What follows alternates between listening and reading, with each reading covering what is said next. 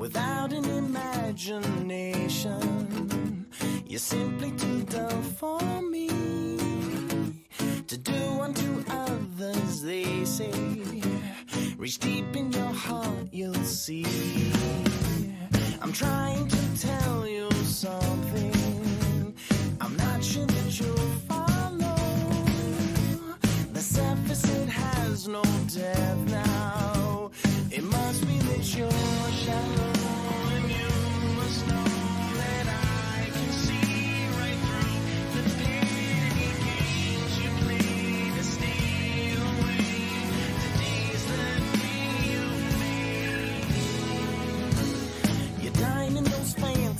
Restaurants, you think that you know fine food. I guess I'm a pot pie kind of guy. To me they taste just as good. I'm trying to tell you something I'm not sure that you'll follow. The surface, it has no depth now. You think that you're high.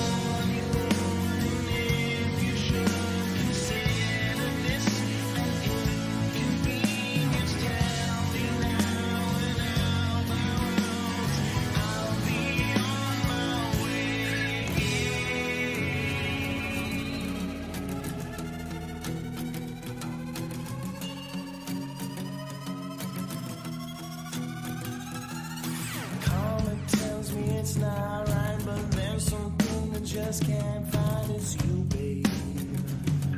It's you, babe. I know I may not be your speed, an ordinary Joe. Indeed, that's me, babe. That's me, indeed. I love the taste of cool, fresh air. It's safe to say you're up in there. The clouds in the sky.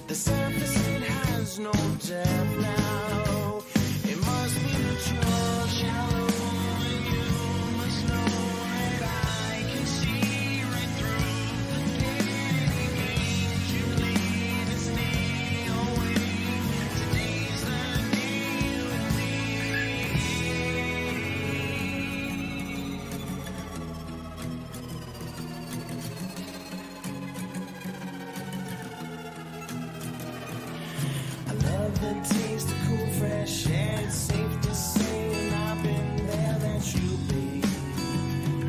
That's you, babe. The clouds in the sky.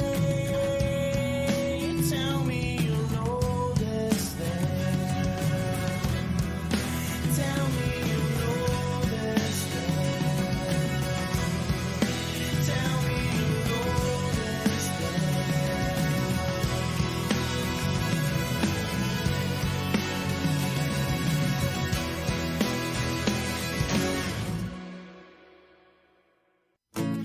Without an imagination, you're simply too dull for me. To do unto others, they say. Reach deep in your heart, you'll see. I'm trying to tell you something I'm not sure that you'll follow. The surface, it has no depth now. It must be that you're shallow.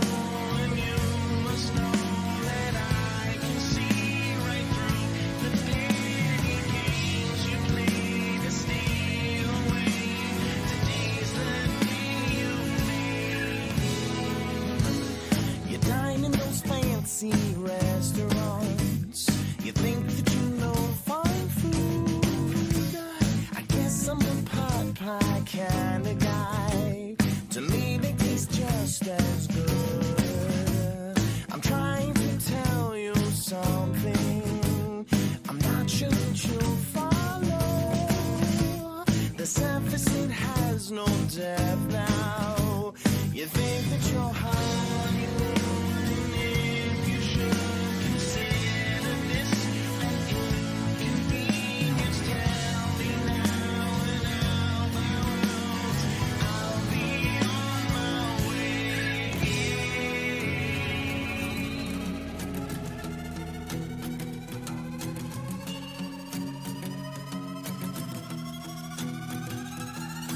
Karma tells me it's not right, but there's something that just can't find. It's you, babe. It's you, babe.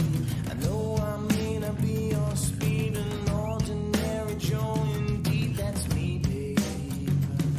That's me, indeed. All right. I love the taste of Hey. it's safe to say you're All right. been there, the clouds in the sky. Tell And any. Oh boy.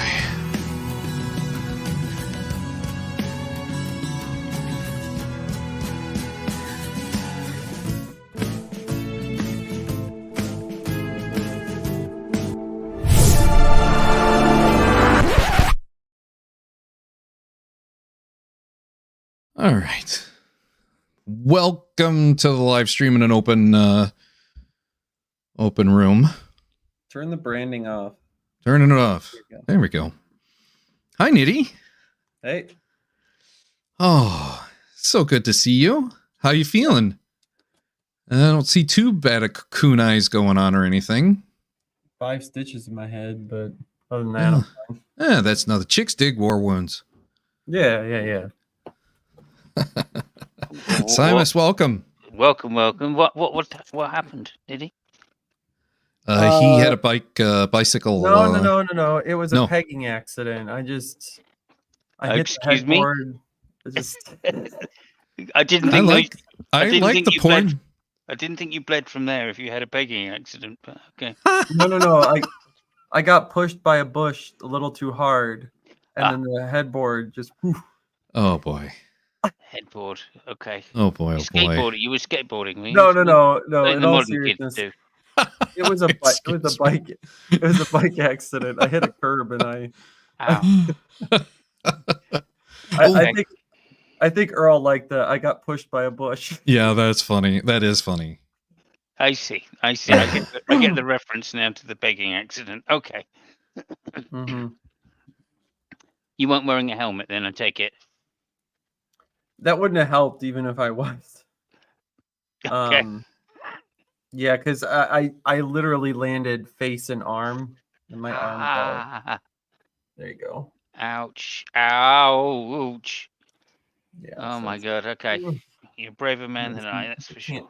There you go. Ugh. But yeah, it was just like the weirdest because I took the turn wide, and I swear to the God I don't believe in, my brain went slam on the brakes and flip, hit the curb and bounce. But I didn't do either. I hit the curb and flew. Ouch. Okay. Because I've hit the curb before and bounced and like kind of like lost my balance, kind of fell on my side, no big deal, right? And then nope. Hit the curb and fly. So was this on some kind of excuse me if I get it wrong, some of BMX bicycle, was it? No, just a road bike. Oh, okay. Okay. Yeah, I was going through my neighborhood. And so this is why you became an atheist. You blamed God for that, did you, or something? Is that... No, I'm wrong again. No. Okay, No. fair enough. Bicycle. I want to ride my bicycle. I'm gonna take a break from my bicycle. Yeah. Oh boy. Yeah. Man, the P-Town pareidolia. I can't even. Yeah. Is that crazy or what? I found I sent you, I put in the chat that there's like this Hebrew student. He's under 1,000 subs, but he's a nice guy. And he did like a debunk of these like Paleo Hebrew symbols, and it's Yeah. awesome. Like, Joe. Oh, yeah, okay. Yeah, I've heard that, and whatever her name is. So if I tell you, hey, I've got this awesome truth I want to show you in the Bible, I'm going to pull up this PowerPoint, and we're going to go through the PowerPoint, and that's going to be, you know, the force of my argument. Do you believe me now? Is this a good reason for you to believe? I mean, it really all comes down to the null hypothesis for us. For But me, my anyway. PowerPoint has the truth in it. Yeah, it does have the truth. It definitely has those symbols and those letters, and you can make out that Moby Dick predicted Sauron to murder JFK in some form. I wholly believe it, and you should too, because it's in my PowerPoint. Yeah. These pictures really mean what I say they do. Yeah. And so that's what P-Town's argument was. And I'm like, so what are your sources? He goes, I don't need sources. It's the Bible. It's Bible. And I was like, yeah. And then so I parodied that. I'm like, look, I have a PowerPoint, and it says that you're filled with giraffes or something like that. And you know, you're just giraffes in a skin suit. Do you believe me now? And it's like, he's like, no. And I'm like, why not? It's the truth revealed to me. I believe in Lisa the Rainbow Giraffe. Whoosh. Yeah. As expected. I love the assumption that because it's written in an old book, it must be true. Right. That kind of, I don't know what you call it, reification of ancient literature. I was in Capturing Christianity's chat today, and I was, they were talking about the slaughter of the Canaanites and stuff. And I was like, I said something, and one Christian goes, well, if you believe in inerrancy, this isn't a problem. But if you don't, then you're denying a historical event. And I'm like, who said it was historical? And they're like, well, if you don't affirm inerrancy, then you're denying a historical event. I'm like, fucker, this is circular, man. Like, you believe it's historical because you believe the Bible is true, but I don't believe the Bible is true, so it doesn't have to be historical. Like, it's like punching a rock. It's just, I couldn't even. I did the argument like 3 times, and they just nope. Like I did the easy parody, right? It's like, I believe that the angel Gabriel revealed these words to Muhammad because the Quran is perfect. And if you deny that the Quran is perfect, then you're denying a historical event. Anyone see the problem? Wow. Whoops. They can't see it. It's like the mirror that they could look in is shit stained. And so like I put the mirror up, and then they got to push the shit out of their eyes and then maybe see something. But they have spiritual pink eye. I'm sorry, they fell off their bike and they have my eye. So there you go. Oh, by the way, I do have an orbital fracture. Oh, it's not displaced, so Just feels like you have a weird headache all the time. No, actually, since I just touched my face, it's like, hey, stop it. But I can't blow my nose or drink from a straw.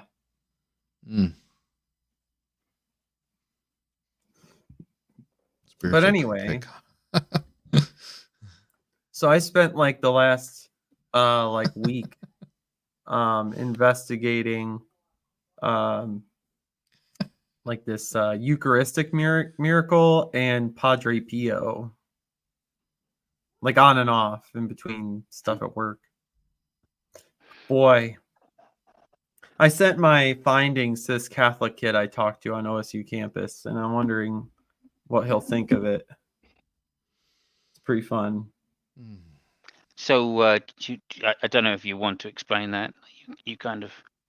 Yeah, so like the Eucharistic I don't know what miracle. the miracle of the Eucharist could be, except for. Well, there's a bunch of them, right? Like the Catholic Church by default believes that every time Yeah, every communion. the priest, bishop, whatever, goes behind the curtain, they do the invocation, and then the bread transforms into the magical body stuff, and the wine transforms into the lovely Jesus juice, and everyone starts partaking in a little teensy bit of cannibalism for everybody. Anyway, apparently, during one of these like Eucharists, a little bit of the bread was left over and put away. And a little bit of the wine was left over and also put away. And then a few days later, they came back and it looked like human flesh. And the wine was literal blood. Oh my God. Okay. So it's a dried patch of red stuff and a maggot-laden kind of bit of shit on the ground. I mean, well, wait, it gets better. It gets better. So, okay. Yeah, the Catholic Church, scooped this up, and they had multiple, independent scientists test it. And wouldn't you know it, the bread is human flesh, and the blood shows signs of some kind of cardiac event before the, blood loser's death. Right? Now, why? My first question is, well, hold on. Hang on a minute. But one of the interesting things about the story is that this miracle isn't being verified and re-verified and re-verified like every year, right? Or every month, because wouldn't that be awesome? Like that they just send it to here's a lab in Kentucky. We're going to send it to Kentucky because Kentucky Atheists is around. We're going to send it to Kentucky to the 5 atheist scientists that live in the whole goddamn state. And wouldn't you know it, they inspect it. It's human flesh. Bam, they're all Catholic, right? Wouldn't that be amazing? Yeah. No. The Catholic Church picks their elite particular scientists to look at it. Of course. And we have no idea if they were Catholic or not beforehand, which a few of them were. So, there can't be any possible bias here. I mean, look, they're men of God. They would never be so unethical as to touch any kind of flesh which wasn't, particularly wholesome, shall we say. And then in 2006, the damn thing has gone behind a vault, can never be tested again. So lovely. Yeah, as per most miraculous relics that are ever, they're hiding Jesus's foreskin. I want to give that a little taste test so I know that it's a foreskin, and I'll believe. Yeah. I gotta lick the tip, or I won't, be legit. Tip. Well, wasn't a thing, wasn't there, about the rings of Saturn? What? Yeah, apparently some Catholic priest, against Catholics, looked through a telescope and saw the rings of Saturn and said, "That's Jesus' foreskin." It was something I found out a long time ago, but yeah, it's a true thing. I mean, they did say that because they were obviously educated men. Apparently. Yeah. I should have known that by now. No. I feel like. So Earl, the Gospels say that Jesus was circumcised. So, middle-aged Christians came up with the idea that, wait a minute, if Jesus was circumcised, his foreskin wasn't buried in the tomb, so it must be somewhere. There you go. Detective work for you. Mm-hmm. Wouldn't you know it? We found it. Just like the Shroud of Turin. Brilliant. Yeah, we got to hold on to our holy blankie because if we don't have that, I mean... I've got a whole little skit about that in one of my hangouts that I did, where I said I found the... I went to Turin. It's not even in Turin. I went to Turin, and around the back of the church, this guy was selling napkins of Turin. and I got this little napkin out and like dotted on it the outline of a cross. I went, there you go. Excellent. Yeah, there we go. Anyway, the foreskin is the holy nook. well, let me see if I can find a reference for that. But yeah, there's all kinds of fun little things about the Catholic Church. I mean, when I was talking to these young people on campus about it, it took everything in me to not bring up like the ultimate terrible, like popes, like the Pope that tried to legitimize basically pedophilia, like because he was known to have servants that were particularly young, and it's like, this isn't a problem. See, I think it's Pope Boniface or something. And then there's like the one pope that got so mad at like one of his opponents or something, and he like had him dug up and burned again just for a good like, motherfucker, I'm so pissed at you, I won't let you die. You gotta die twice. But yeah, the papacy has had some lovely history. And I'm just like, these kids, these youngins, they just suck down whatever they hear at mass and don't bat an eye to the actual history of the religion that they practice. And it's great. It's just wonderful.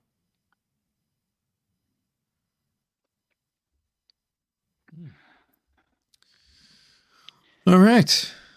Well, I was going to go, what? All right. I just put all my oh my goodness.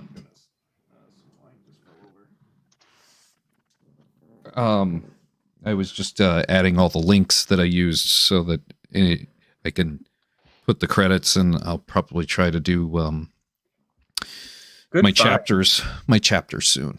I think I'm going to have a drink. Do it. Anybody I'm going to suck down a little Dickel. Oh, right. You still have that? I still have that. It's almost gone, though.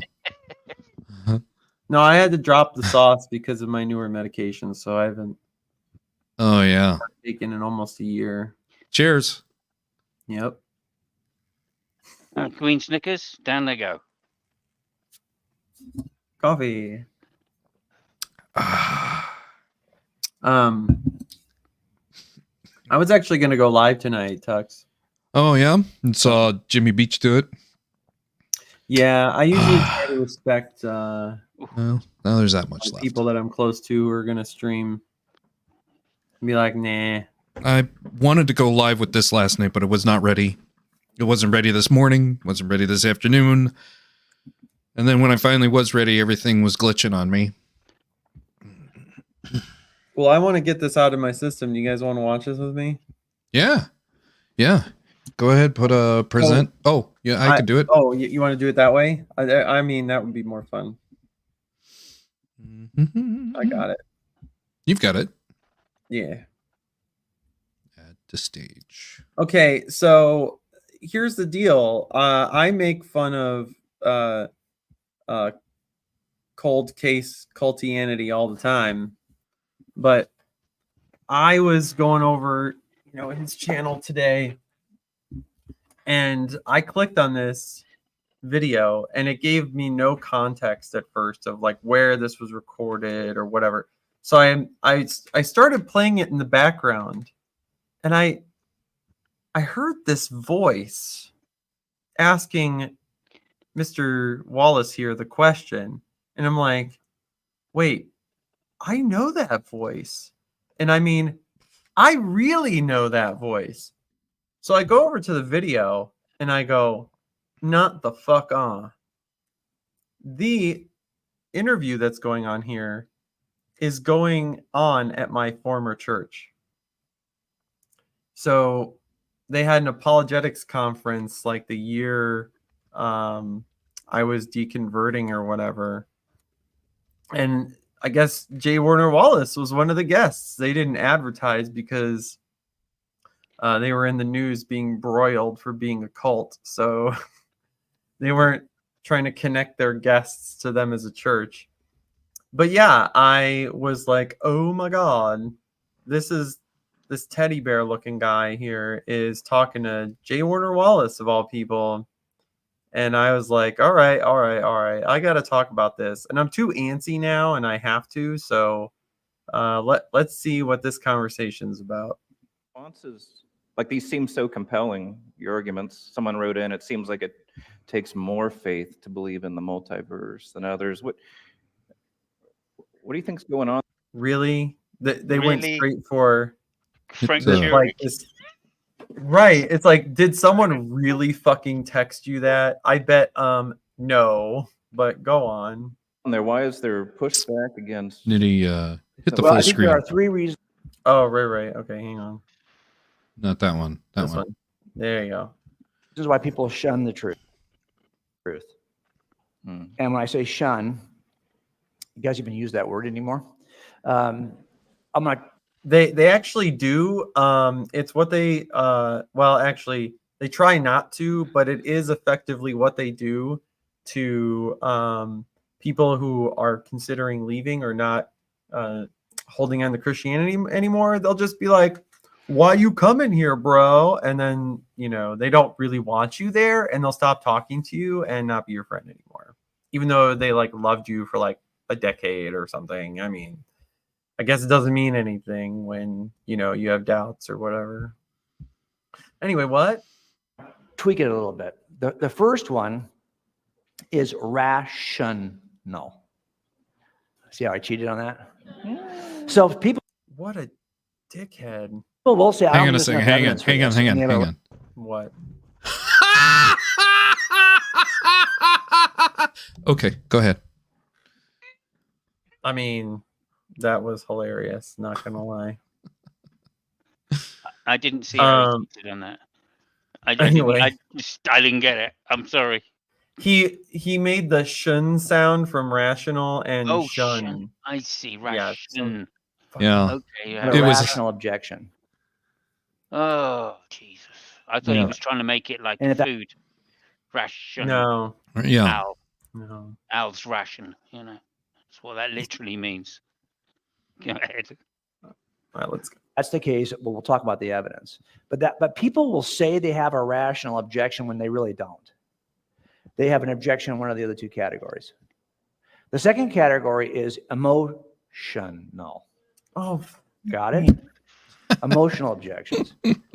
My dad was a Christian. Hang on, let me get a swig here. I need Jay Warner Wallace. Drinking. This would have drove me to drinking again had I watched this on my own.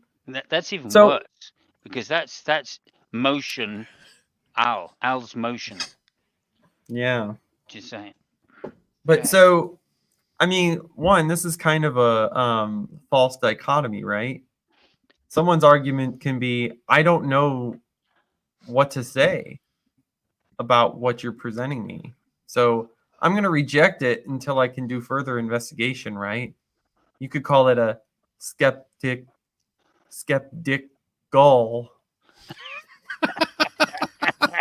argument, right? Or sorry, response, right? Like I just don't know what to do with what you presented me. Isn't that fair? Right? So you're not irrational. I guess maybe that's a rational response, but I think it deserves its own category, right? It's like, yeah. Well, I'd like to know what when he says it's, they think they're being rational, but they're not. Right. Right? Well, what is that? That doesn't mean Well, I anything. guess we'll find out. We'll find out. Yeah. But now he's going to go for the, and mind you, he's talking to a room full of Christians, right? It's not like there's anyone so this is what they do behind closed doors, even though they post it on the internet to make a big fancy deal of it.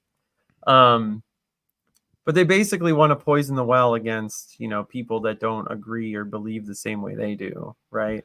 Oh, well, if someone doesn't believe like you, they have some ulterior motive or something's wrong with them. And it's your job to figure out what that is.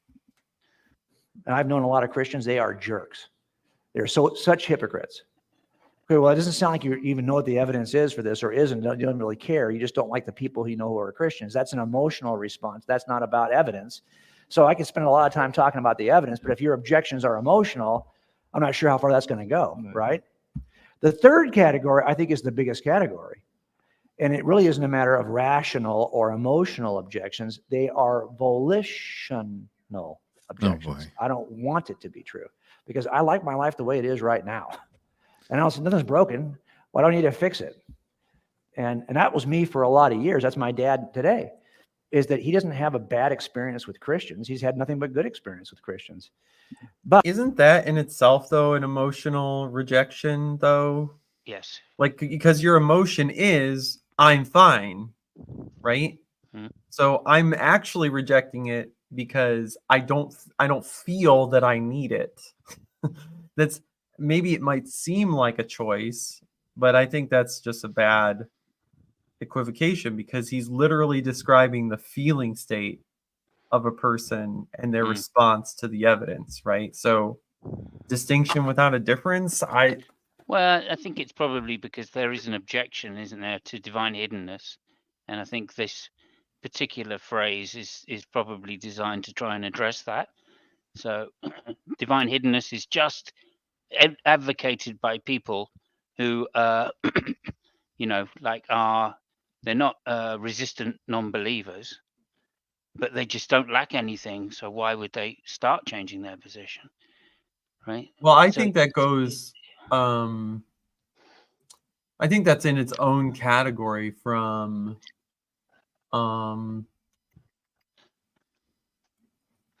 what he's talking about. I think this is the thing that would be closest to what he's talking about is what's the word I'm looking for?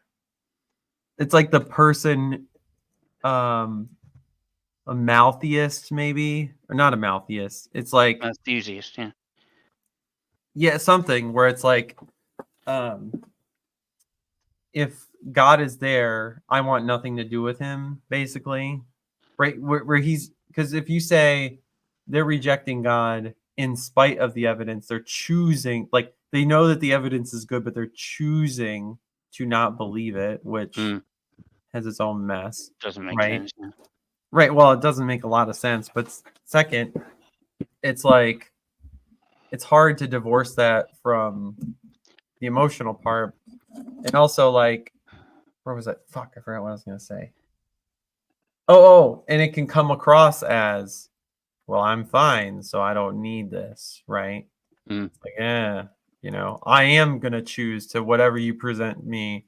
I still don't think I need it. I don't feel that I need it. So yeah, I'm going to choose not to listen. I was kind of making the distinction between when he says emotional objection, normally that's considered like the problem of evil. And then when he's talking about irrational, that means just rejecting what he considers to be valid and sound arguments, whereas we may just think they're valid and they're not sound. But the last phrase, that last one, are positive arguments for atheism. And I think that's where he's, to my mind, that's what I hear when he's going down that road of saying it's volitional. We're literally in our unrighteousness refusing, refusing to even consider the question, I'm going to play a little bit more, but I do have something I want to try and remember to bring up here with regards to that. But he doesn't want to change his life. And the difference between us as Christians and our friends who are not believers, don't believe in God, is that they are really their own God. Is that if you get to decide freely what is right and wrong, I mean, it's really hard to be a hypocrite when I hold to my private standard that is personal. Okay, so massive Gish Gallop, right? Because it's like at first, it's like reasons and arguments. And then it's, okay, well, there's ulterior motives to not believe this. And now it's because subjective morals, yo. Like, Yeah. what? Like, it's just like this assassination pile-on for like what this person is doing, right? It's Well, like a pile of dirty laundry on this person, right? Couldn't it just be like, I don't care. It's not I don't care. It's I actually want to be moral, right? But I might still choose to reject this argument, right? Mm-hmm. Well, it's also a direct accusation of dishonesty on the part of the subjective moralist, who may come up with ideas of morality, and then because they have some incident where they don't apply them to their life, then all of a sudden they're going to change what's subjectively moral, and that doesn't follow either, right? You may think that stealing is immoral, right, subjectively, and then you get in a position where one day you steal. Does that mean that you no longer think stealing is immoral? That doesn't follow. Right. So basically this is a direct accusation to atheists of dishonesty, and a total misunderstanding of what subjective morals really are. And also, when I was losing my faith, or I couldn't maintain this relationship with God, or find it rational to believe anymore, when people would say like, you just want to be your own God, or I reflected on even listening to apologists who say that, even when I was a Christian, I'm like, I would be a terrible God. Like, I don't want to be my own God, because that would just be awful. You know what I mean? So like, when a Christian says this to someone who's thought about what to do with their life even a little bit, I think we should be able to acknowledge, like, wait, if I'm really just this cavalier, impulsive, I have all the power, I'm going to do whatever, like, that's going to lead to problems and makes you not very good in society or successful in life, right? It's like, oh, I think I have control of everything. Well, I'm just going to, take some extra money from this, transaction I'm doing. I'm going to, I don't know, watch pornography in front of my kids. Like, just pick a weird thing that you probably don't want to do, to be your own God, because nothing's wrong, whatever. Like, I just think that's so dumb. Yeah, I mean, also it's done from the position that I see, because of course, as I see it, the religious books have been written by people, and gods are a creation of mankind. In which case, that's exactly what you'd expect. If I was God, that's the kind of book I would write. So okay. I don't know what book I Can't be would any write. I worse. think it would be weirder. It would definitely have a lot more like magic shit going on. I don't know. I think I've Yeah, studied more. more. I probably studied more Eastern religion, so it probably wouldn't be quite as bad as the Old Testament, anyway. And certainly not as bad as saying slavery is a good thing. So there you go. Yeah. All right. Let's see where he goes next. Because you wouldn't even know if I'm violating my standard, right? And it's a private, personal standard. For all you know, this is how I think the world should be. You and I, though, are going to be called hypocrites before anybody else, because we don't just hold to our private, personal standard, which could change day to day. We hold to an unchanging, eternal, public standard that they all know. So when you mess up... You mean the one that says you can own a slave? Wait a minute. So this is the funniest part about apologetics that I just never clicked when you're a believer, right? Where as soon as you say unchanging, you're moving towards absolutist morality, right? Yep. And so supporting the abolitionist movement is making a decree slavery is always wrong. We should not enslave people ever, right?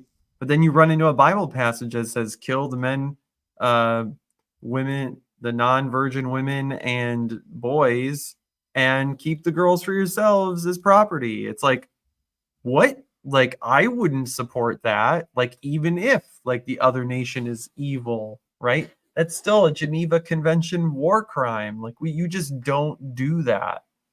And yet the unchanging eternal God seems to need to rearrange moral priorities and, I don't know, change them. Almost like the standard isn't so unchanging. Exactly. And also there's many more examples. That's just one small example, but you know, there are many examples of why Oh the yeah. Ten Commandments are just not moral by today's judge standards. And in fact, we have things like this, you say, the Geneva Convention, but more importantly, the UN Declaration of Human Rights, Yeah. which just Yeah. like annihilates any kind of moral standing that something like the Bible has, you know. Oh yeah, and there's that one passage where it's like, where God says he's going to judge like one particular nation or whatever for the crimes they committed to Israel like 400 years ago. And it's like, okay, well, you know, that one time the Japanese bombed Pearl Harbor. Yeah, we're still not over that. So set a timer for 100 years from now, and we're going to just nuke the whole thing. Can we just agree that that's going to be the moral thing to do? Yeah. Yeah, and of course, women's rights. Just another point about remember, suffragettes. Remember, kids, the word wife is not there in the Hebrew, in the entire Hebrew scriptures.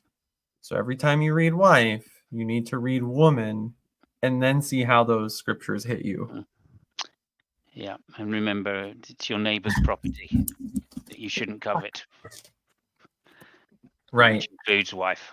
Just to say. Right. Well, then read it as woman again, right? So thou shalt not covet thy neighbor's ass, thy neighbor's land, thy neighbor's home, and their woman. Mm-hmm.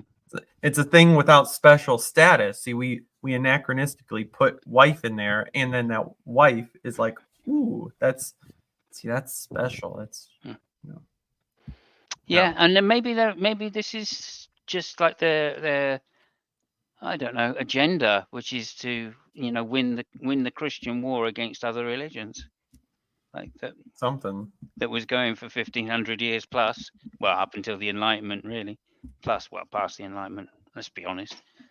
Yeah. Up until the Second World War, probably. Right. They all know you mess up because they know the standard that you claim to follow. It's public, and it doesn't change. So who's going to be called a hypocrite first? Us, of course. Anyone who holds to the unchanging public standard, they're going to be called the hypocrite first. So just be ready for that. That's, of course, what's going to happen, right? And that's a lot of the reason why I think I resisted for so many years. It is easier to hold to my private changing standard. Nobody's going to, how are you doing today, Jim? Great. Thanks. How do I know? Just ask me. I could just say thank you to Jay Warner for admitting that he's morally lazy. Right there. Right. It's easier. That's why that's what I was like for all these years. I was just lazy. So there you go. Well, that's the problem then. You were just a lazy moralist, and if you'd had any backbone, you would have come up with a subjective standard which you could stick to and enable the rest of the humankind to flourish, you know. Okay, it's like, here's a simple question. Jim, did you ever want a job promotion? I'm probably yes, right? What does that require? Some goals. Can you fail? Yep. What if you do something that makes you fail at that goal? Well, you're going to feel pretty bad, right? It's like, and let's say it was like, you badmouth somebody. And then someone asks Jim, how you doing? And he better say, well, not great. I really messed up on trying to get my promotion, right? I badmouthed somebody and, you know, I failed my own standard. I'm not good. Like, you don't, you could do this for all kinds of things, like losing weight, being responsible for paying your bills. And then, like, if you think those things are good to keep you as a functioning human being and you don't do them, if someone asks you, how you doing? And you say, I'm fucking awesome. Then you're just a liar. And yeah, like you said, Simon, you're morally lazy, or you're just lowering your bar every moment of your life.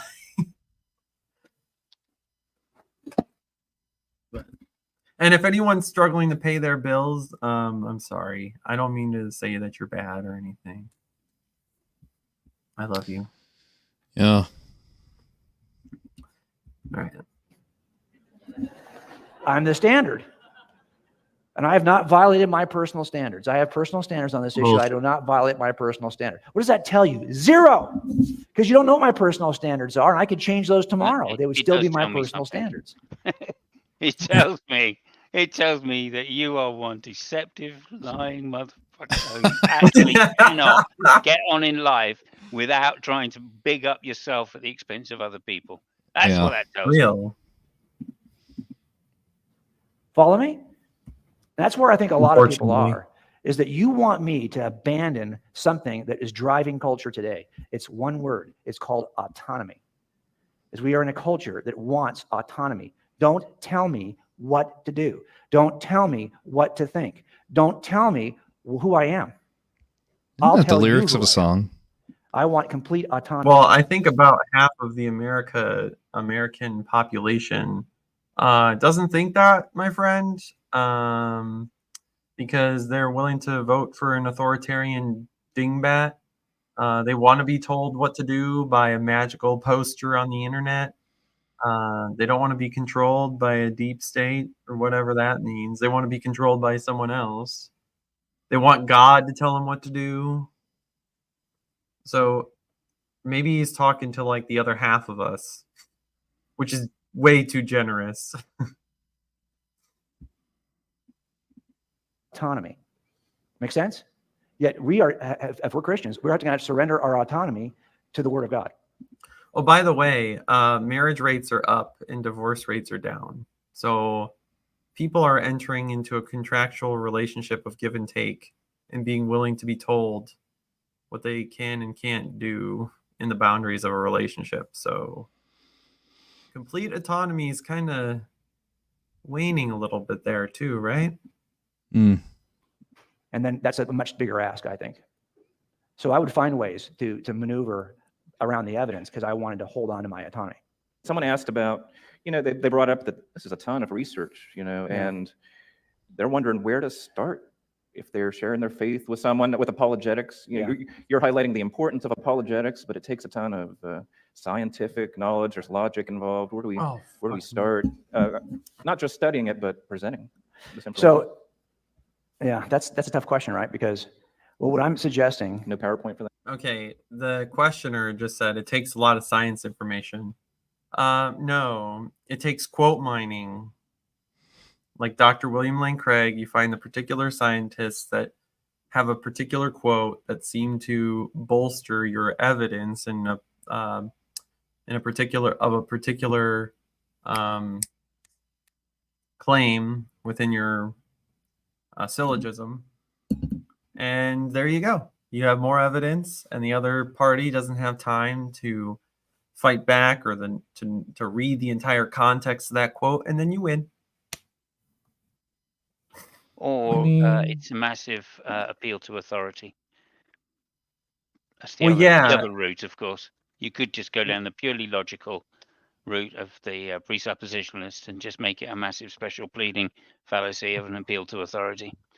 So there you go. Well, as well. Well, actually, it's the apologist is giving the air or perception that they do have a big command of the scientific field that they are using in their argumentation. So they're creating themselves as an authority for their audience. Oh, Right. yeah, right. The person like up there doing it agreed that that can be the case, but normally they'll defer. They'll say something like, well, it depends, right? So firstly, if you're an evidentialist, right, and you think there is evidence for God, right, then sure, that can take some kind of inductive argument, presumably, or abductive argument, it normally is, right? And that's fair enough. You can try that route. But of course, most apologists end up not being evidentialists for the reason that it's too easy to debunk, because they recognize that that doesn't have a necessary conclusion. And when you're talking about trying to define God as being necessary, then there's no inductive argument which is going to sufficiently get you to the conclusion that God is necessary. But the best it can do is give you that God is most likely or highly probable, right? But it's never going to get you across the line. Right, yeah. So they have to try and give some kind of presuppositional argument or deductive argument, which has a necessary conclusion. And of course, that's always going to be either circular or special pleading, by definition. Whee! So anyway, that's just my 2 cents on that. Yeah, no. What's around there, you proud little duck? My God. Give me a second. And I, of course, will have something to show you. And for my next trick, ladies and gentlemen, I'll need a volunteer and a prophylactic. I'm going to make things disappear. Let's see here. I think it's right. I think it's right here, as a matter of fact. Jesus tits. Sorry, guys. You're apologizing to the audience? They're like going, oh, gosh, I can't wait to see more of Jim's PowerPoint. You better be saying that anyway. So I think here's what I would say about, yes, the version of Christianity that I'm suggesting we need to engage Thinking of Blazing Saddles. More labor-intensive version. I'll just be honest with you. Excuse me while I whippeth out. It seems to me that if anyone's capable of doing it, though, it's your group. Because what I'm seeing in this group, and I think this is, so I got saved in a huge church. And you may have feelings about Saddleback Church in California. I mean, you've heard of it, I'm sure, Rick Warren's church. And I was there for 3 years on staff, and then I went from there to a church of about 250. And at the end of that time, I planted a church, which was a house church. So it's very similar to what you guys do. And it was a church of about 50. I took my garage and blew it out. And every time we got to 60, we just planted another church. Probably the same kind of model you guys do, right? Similar. So it sounds similar. So I would do that probably about every 2 months. It would get to 60 again, and we'd have to plant something. Bullshit. So it was crazy, right? And I will tell you. Oh, thank you. I don't know why you're applauding, but okay. I can't even find my PowerPoint. Dang it. I can't answer the question. That's funny. So we would do this, and I felt like in that setting we were pretty committed, because probably like your meetings, right? We would meet at 5 o'clock.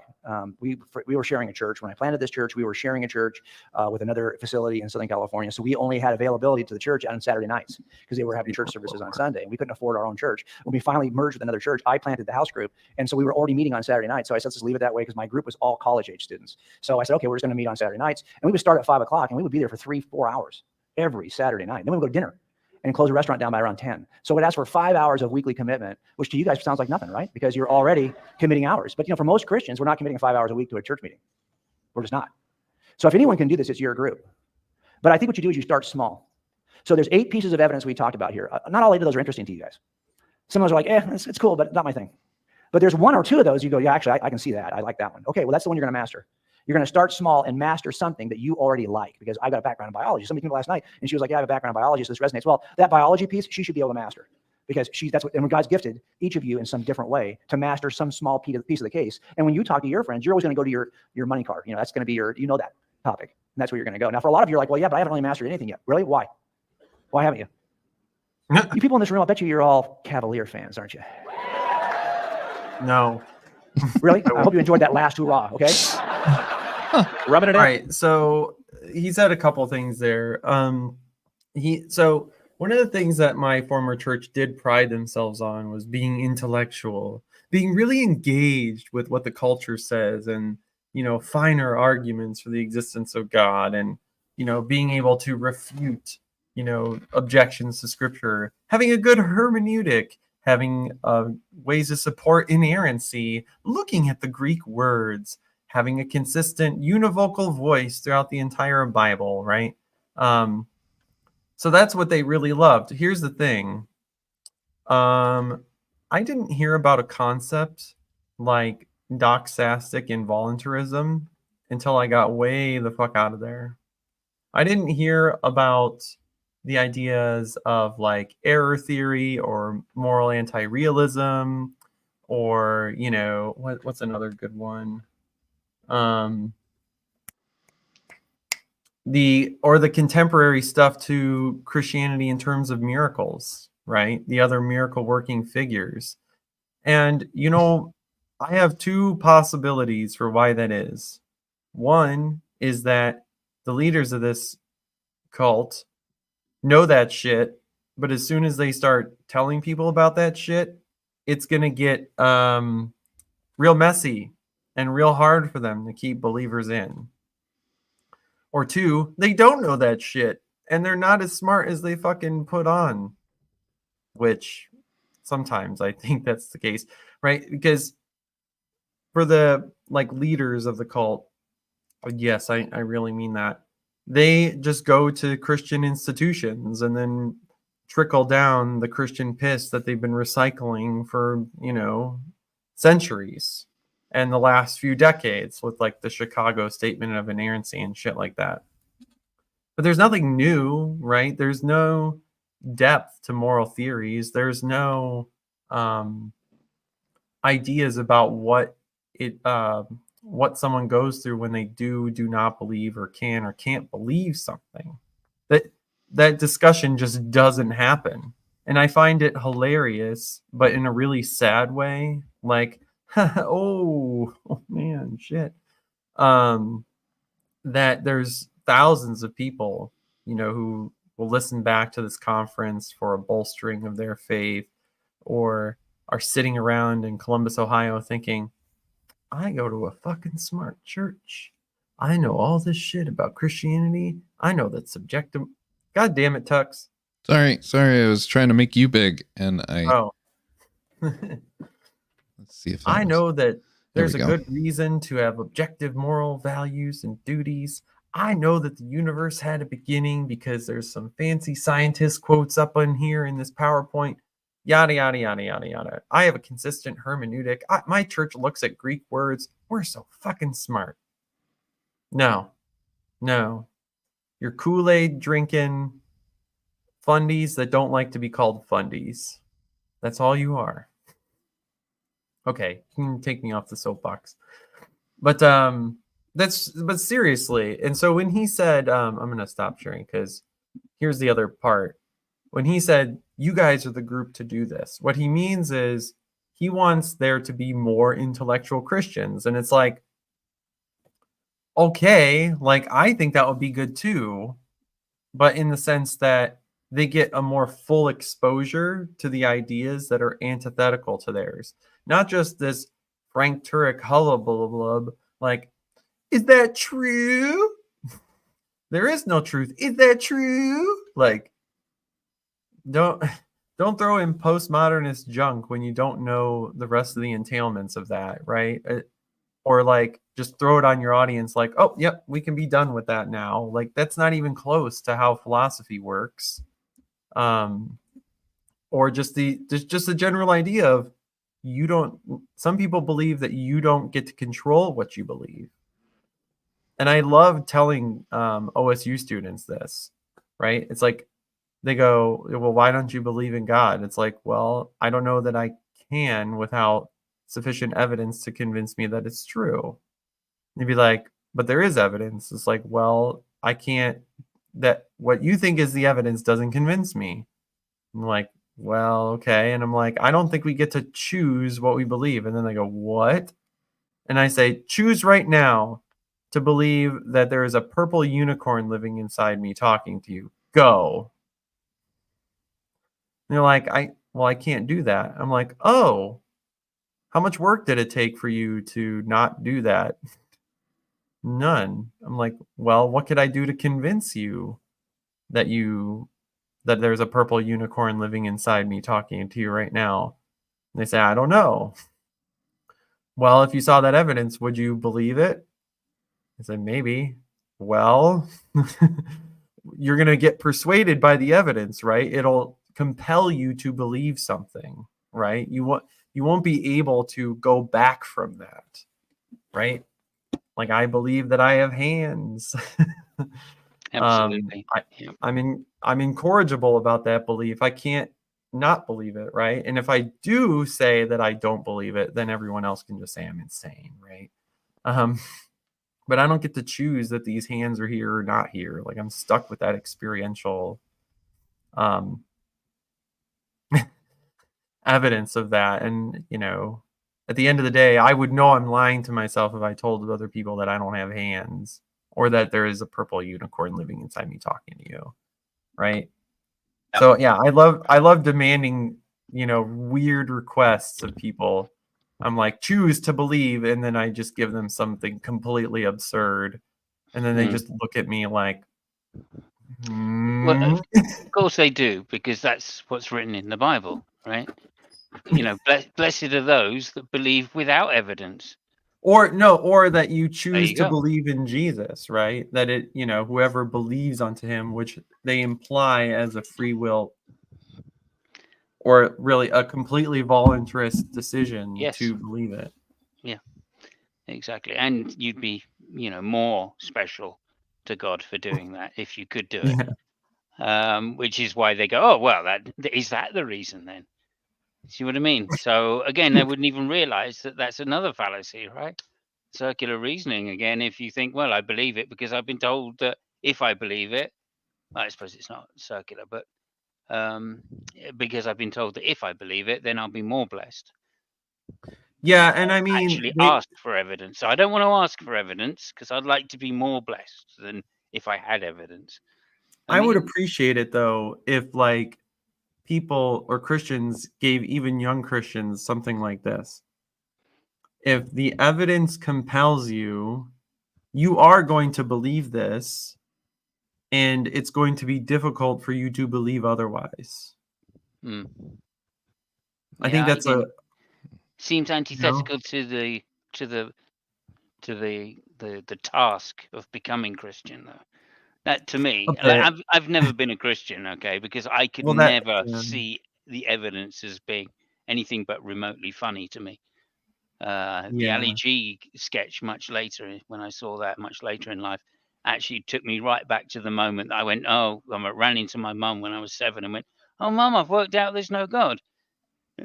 Right? And she went, oh, disappointingly. She said to me, why is that? And I just went, it's not necessary.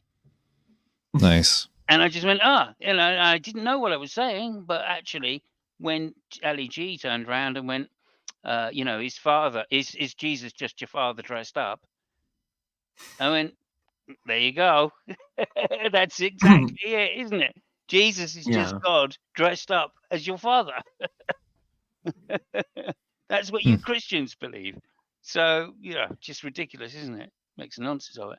But I do think also that one of the issues, when I was reminded of a guy called Tyler Vera who had a debate with Matt Tyler Dillahunty. Vela, Yeah. So he changed, back didn't he? He today. became agnostic.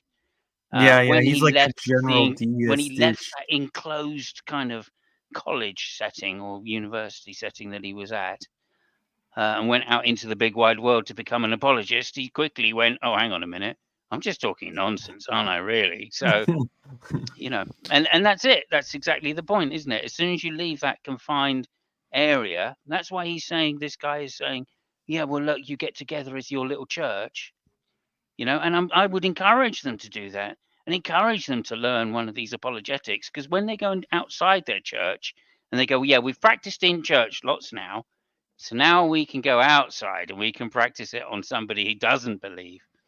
And I'm like, yep, that's where the metal hits the road, right? I've had that experience quite a few times in my life where somebody's gone, oh, I went to see a girlfriend's mum said, oh, my church had an apologist in. I went, oh, okay, yeah, fair enough. I'm an atheist. I'm a counter-apologist in some sense. So, you know, yeah. And I didn't say anything more because I didn't want to piss her off. But then on the last day that I was staying in the house, she insisted that we talk about it. So she wanted to test her metal, so to speak, you know. And 20 minutes later, she was off crying somewhere. And I literally had to go after her, right, cuddle her, and go, oh, okay, I'm sorry, go. I'm not touching your face. Just go make me a sandwich, and everything will be fine. And she came back with a little sandwich, and everything was fine. Needless to say. Oh, that's what I skipped too. So go on. No. That's the end of the story. Needless to say, I didn't see her daughter for that much longer than that. That's the other thing when he said, we would commit 5 hours, blah blah blah. And he's like, I think your group can do it. So what Mr. Wallace there doesn't realize is that when he's saying that to that church, it's bolstering their cult attitude to insulate and congregate to the level that they already do, which is insane.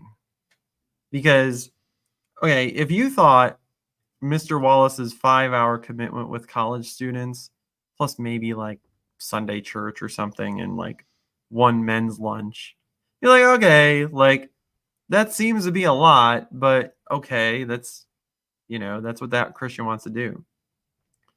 For those who don't know the story or what I do on my channel, here's what a typical week looked like in my culty ass church. Okay, you would, especially in the young ministry, the college ministry, you'd have a Monday night central teaching or Thursday. These two are interchangeable, which would be, it starts at like 7:00. And then you'd be hanging out with people. You'd listen to the PowerPoint, all that shit. And then you'd hang out with people till like 11:00. And if you've been there a while, that's kind of expected of you. And then, on Wednesday night, they would really urge you to take one of their spiritual classes, which is like a 3-hour collegiate, I say collegiate loosely, level class for like 10 or 12 weeks. So now we're at like 8 hours of your week to church. Then that opposite of Monday, Thursday, you have home church, which can start from like 6 to 7:30 or something. And you're expected to stay there for 4 to some odd hours. So now we're at 12 hours. And then the Friday, you're supposed to be at a men's or women's group. So that is another 5 or 6 hours of your evening. So now we're at a whole day's worth of stuff. During the weekend, you're expected to meet with someone who helps teach you the Bible so that you could teach other people the Bible. And that's like 2 to 3 more hours. Then you got to find time for that spiritual homework. Then you got to make sure that you're praying. Then you got to make sure that you're doing some evangelism. Right. And then if you are studying the Bible with someone else, you got to give them 2 or 3 hours. Like, oh, there's prayer group too. I forgot about that. Like, it's insane, right? And they ask this of college students who are trying to like pass their classes and or have a job.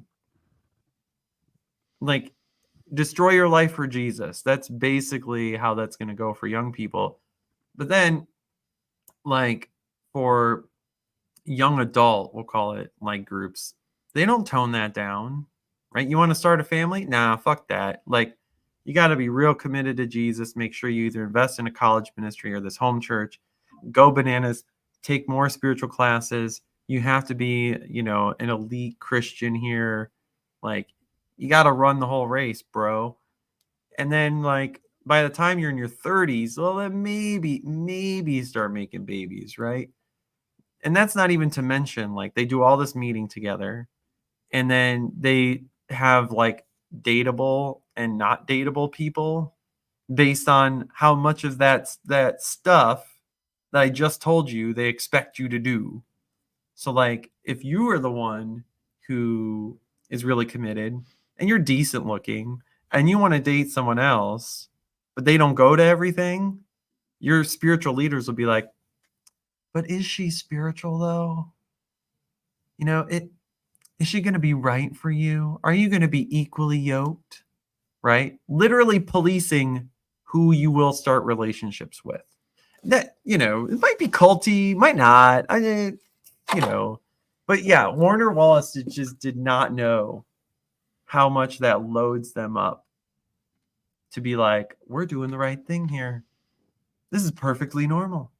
This is everyone should be like this for Jesus, right? Completely under control and dictated the way we believe in the Bible, the way we think you should be doing things, right? Because they also carry this air, by the way.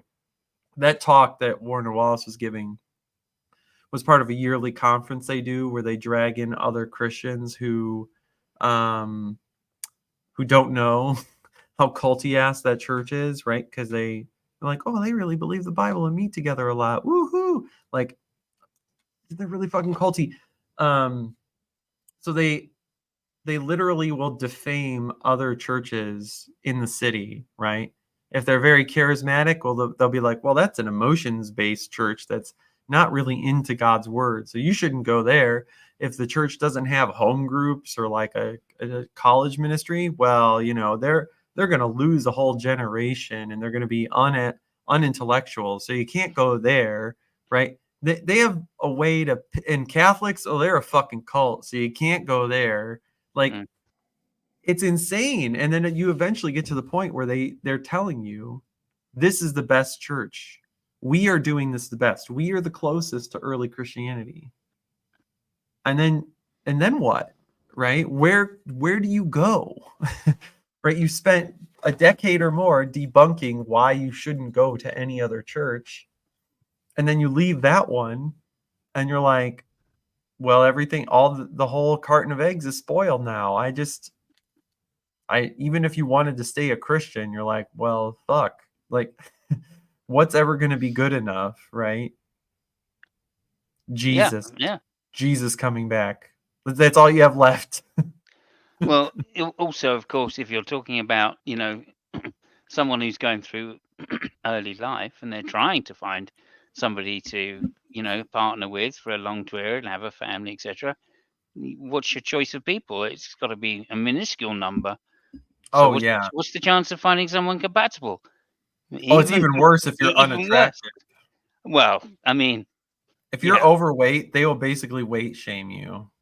Oh my God. And be like, you're going to be on date. By the way, could you put a name to it for me? So it's Dwell Community Church in Columbus, Ohio. Okay, Well Community Church. Dwell, yeah. Dwell with a D, as in dog. Yeah. I mean, they'll be like, part of your spiritual duty is to have a temple to the Lord. And whoa, hang on a second, Nate. Earl's comment here. Is it inappropriate to say Hiamio?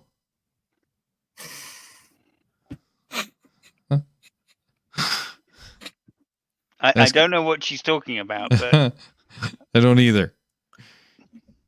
I mean, if I would have fallen on top of the bush for a push, then maybe I wouldn't have had that accident.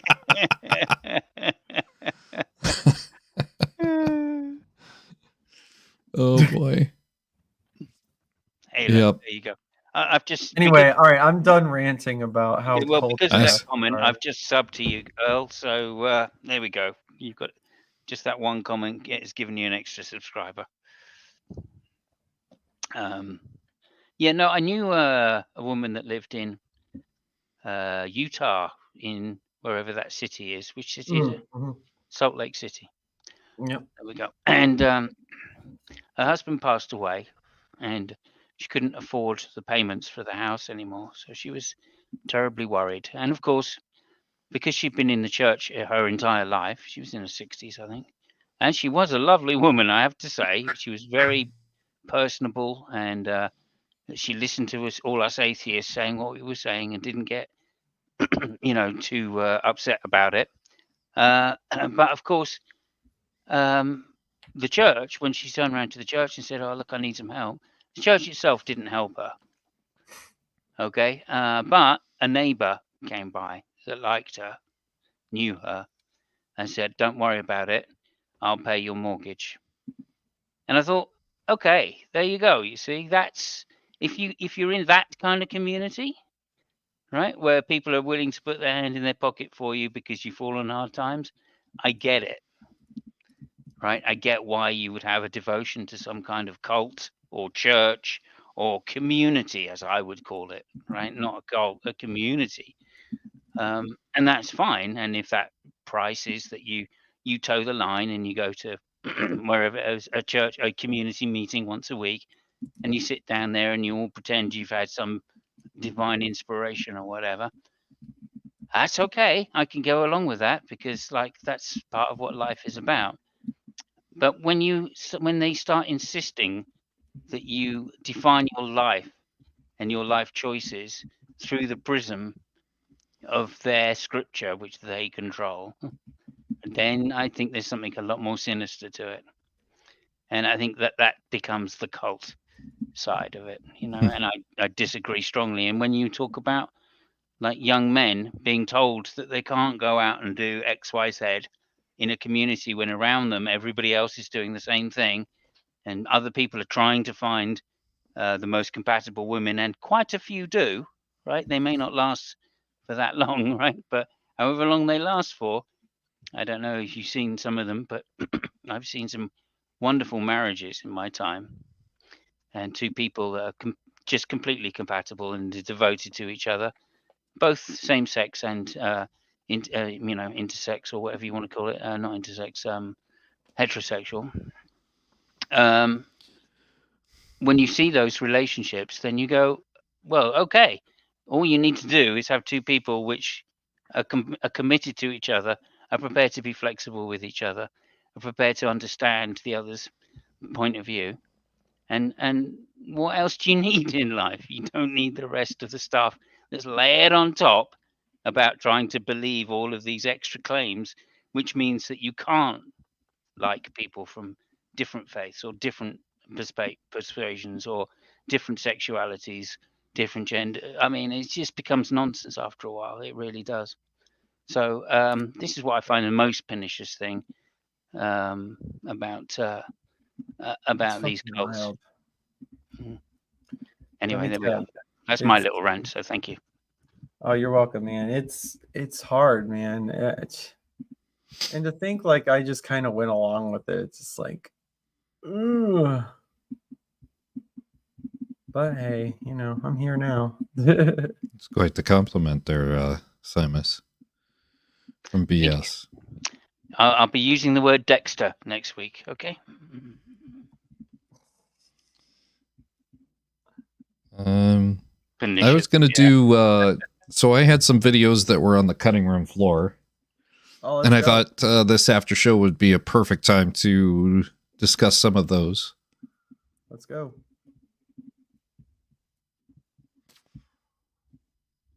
Kindness and humility seem to be, well, lost and forgotten virtues in our society nowadays. But I'll tell you something.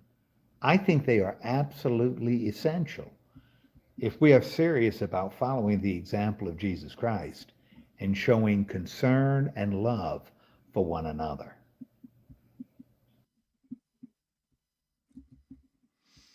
All right. Any thoughts? Not really. I mean, yeah, show thoughts and concern for other people. Yeah. I think that's a good ethic in itself. Ties in well with your widow story. Yeah, exactly. And it shouldn't just be, just treat people well. That's all it takes. Don't jump to conclusions when somebody is misbehaving, right? Or being egotistical, which is what I play a lot of games online and stuff, and a lot of these kids can be fairly egotistical with how good they are at the game, and they think that buys them some kind of kudos, and you just don't need to have that kind of self-importance. It's just not necessary to be liked by people. That's something which I've often come across in my life, not just this generation, but many generations before it, as I've seen, is people think that ego is a way to be liked. And sure, it can buy you some kind of temporary. Halfway through the flight. Yeah, it can buy you some kind of temporary kudos, if you like, within a group, but it's not going to last because people will see through it. Mm-hmm. That's all I can say. So, pilot gets on the intercom And he goes, bing. We're going to have to land the plane in San Francisco. We're out of fuel. Bing. That's all he said. Immediately, the lady who was sitting next to me, she turns to me and goes, this is bullshit. I have a connector. If he lands the plane in San Francisco, I'm going to miss my connecting flight, and this is going to ruin my entire day. I turned back to her and I was like, hey, the pilot just said that we're out of fuel. If he doesn't land the plane right now, you're going to miss the connection to the rest of your life. Yeah, it's so funny. So short-sighted. It's so short-sighted. I love it. That's funny. Well, the reliance on technology. That's another thing which I've been noticing. Sorry, you're giving me some rants today, Jimmy. Oh my goodness, right? In my day, right, dating, right? In my day, dating meant saying to a girl, giving a girl a phone number, and saying, phone me at such and such a time, right? Yeah. And then going to the phone box, right, of the phone number that you've given out, and waiting to see if she would phone. Yeah. Right? Maybe 2 hours. Who knows? You know, sometimes they phone on time, sometimes they don't. But you'd wait by a phone box, waiting for a phone call, and that would be the night out, hoping that you'd get a date. Okay. And then if they did phone, you'd arrange a date. And of course, you wouldn't know then, because you couldn't just phone up and go, I'm on my way. My genius status is Oops, sorry. So you wouldn't get, I'm on my way. No. You would get to wherever it was, the cinema or something, and you'd be waiting in the foyer, hoping that they would turn up. Okay? Because you couldn't know whether they were coming or not. Yeah. I mean, just the reliance on it in modern day society and technology is unbelievable. And if I say that to people, now they go, "You're joking." No. Why would you ever do that? Yeah, if you had a date, you had to be Johnny on the spot, or else. Yeah. Like there was no. There was no change of plans, spontaneity. Yeah, I mean, you couldn't, as I say, you couldn't know ahead of time what was going to happen, so you had to take that leap of faith, as they say. And that was an exciting thing, right? But nonetheless, you know, when I tell that to people, they think, well, why would you do that? Yeah. And you go, that's it. You can't see why I would do that. Because you have this technology already. Right? So for you, it's just, that's how things should be. No, that it's how things are because we've got this technology. Planes go to the interconnector. We expect them to get there because we've got the technology of everybody planning it and the engineers, etc., etc. If it happens that they don't have enough fuel on because whatever, the plane was too heavy, Headwind, or they were flying into a headwind or whatever, they got no concept that flew around a storm any other way. You know, unbelievable. Air currents coming up from the ground were hardier than normal. There you go. Yep. Anyway, there we go. Back in the Stone Age, that's what we used to have to do. I mean, even worse then, I used to have to build a fire outside my cave and literally send smoke signals. Yeah, terrible. Smoke signals. So we use smoke signals. Oh, he's already put it in the chat. All right, thank you. That's right. Exactly, Speed. You know what I'm talking about. My genius status is completely irrelevant because I was a Christian for 25 plus years. I did not get smarter when I became an atheist. What happened was I gained more information. I became more knowledgeable about subjects, and I decided to actually care whether or not my beliefs were true. You don't seem to care whether or not your beliefs are true. You just like them because you were born here. Well, I think it's good. I think you're going to have more happiness in your life if you have limits to tell you what you can do or. How is that relevant to the truth of your religion? I've already it's not said all true. I know. I was talking to people on the chat here, and they said, "Well, they're like read the Old Testament. There's all this genocide and stuff." And I was just saying, "Well, you don't have to read the whole thing because you just read, for example, what Jesus said." Not everything that Jesus said is true or good or smart or wise either. So why would you care at all what any of them have to say? You're not concerned about truth. You've already just said you can pick and choose and toss aside the things you don't like. So you're inventing your own version of Christianity. So why not just chuck it aside and go ahead and invent your own secular moral system? But if you understand that. Mm-hmm. I remember those calls from that guy from Texas. He was a doozy. Yeah. He used to say some some interesting things. So Andrew Womack is my dad's favorite preacher. That's who this guy is. And I think he's a swindler. I think he's a Jesus-loving swindler. The two things are not mutually exclusive. But if you understand that God has a purpose, a God-given purpose for your life, and you can see that goal. That's what vision is the ability to see something with your heart that you can't see with your eyes. And so you can see into the future. You can see what God wants your life to be. When you get that vision, that limits your choices. You can't just, if you're in Tulsa wanting to go to LA, you can't go east. You got to go west. You got to go a little bit south. It's going to limit your choices. You'll have to choose the roads that you want if you want to arrive at a certain destination. Can't argue with logic like that. Yeah, I almost played that in association with my my theophany sale. I was seeing the future. God damn it. Technically, you could go east, though. Yeah, You definitely. just get wet. It's a long way around. Yeah, you just get wet. For me to fly to the UK, we immediately fly north into Canada and fly over Hudson Bay area. Nice. You know, on international flights. You fly just on the south tip of Hudson Bay into Canada because the sphere is fewer miles if you fly on the northern hemisphere as far north as you can fly. There's a point of diminishing return, but to get to the UK, I should just go east, but I don't. I go very far north and then they loop back in and fly south. True story.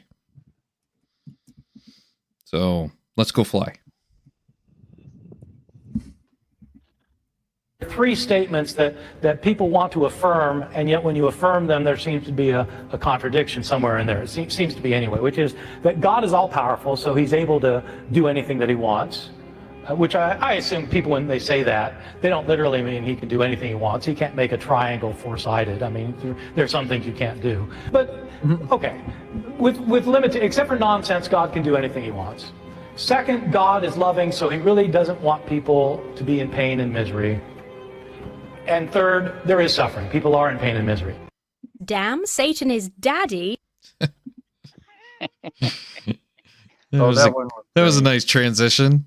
Yeah, that's a great problem of evil. It's always a perennial favourite. More people have converted out of Christianity because of the problem of evil than just about anything else, I think. Mainly because life's a bitch. So there you have it. Yeah. I've met Bart Ehrman in person at a debate. Mm-hmm. Chatted with him a couple times on email. Has everyone seen Satan's Guide? Oh yeah, I think. I would imagine Nitty has. What about you, Simon? Have you watched? I don't think so. No. No. So this is a UK YouTuber, Emma. You know her. Yeah. And she does an interview with Satan's Guide to the Bible. Okay. I'm gonna. Oh, please teach me, Daddy.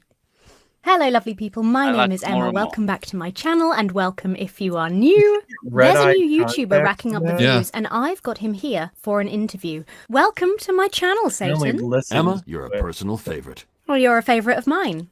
You'll have me blushing.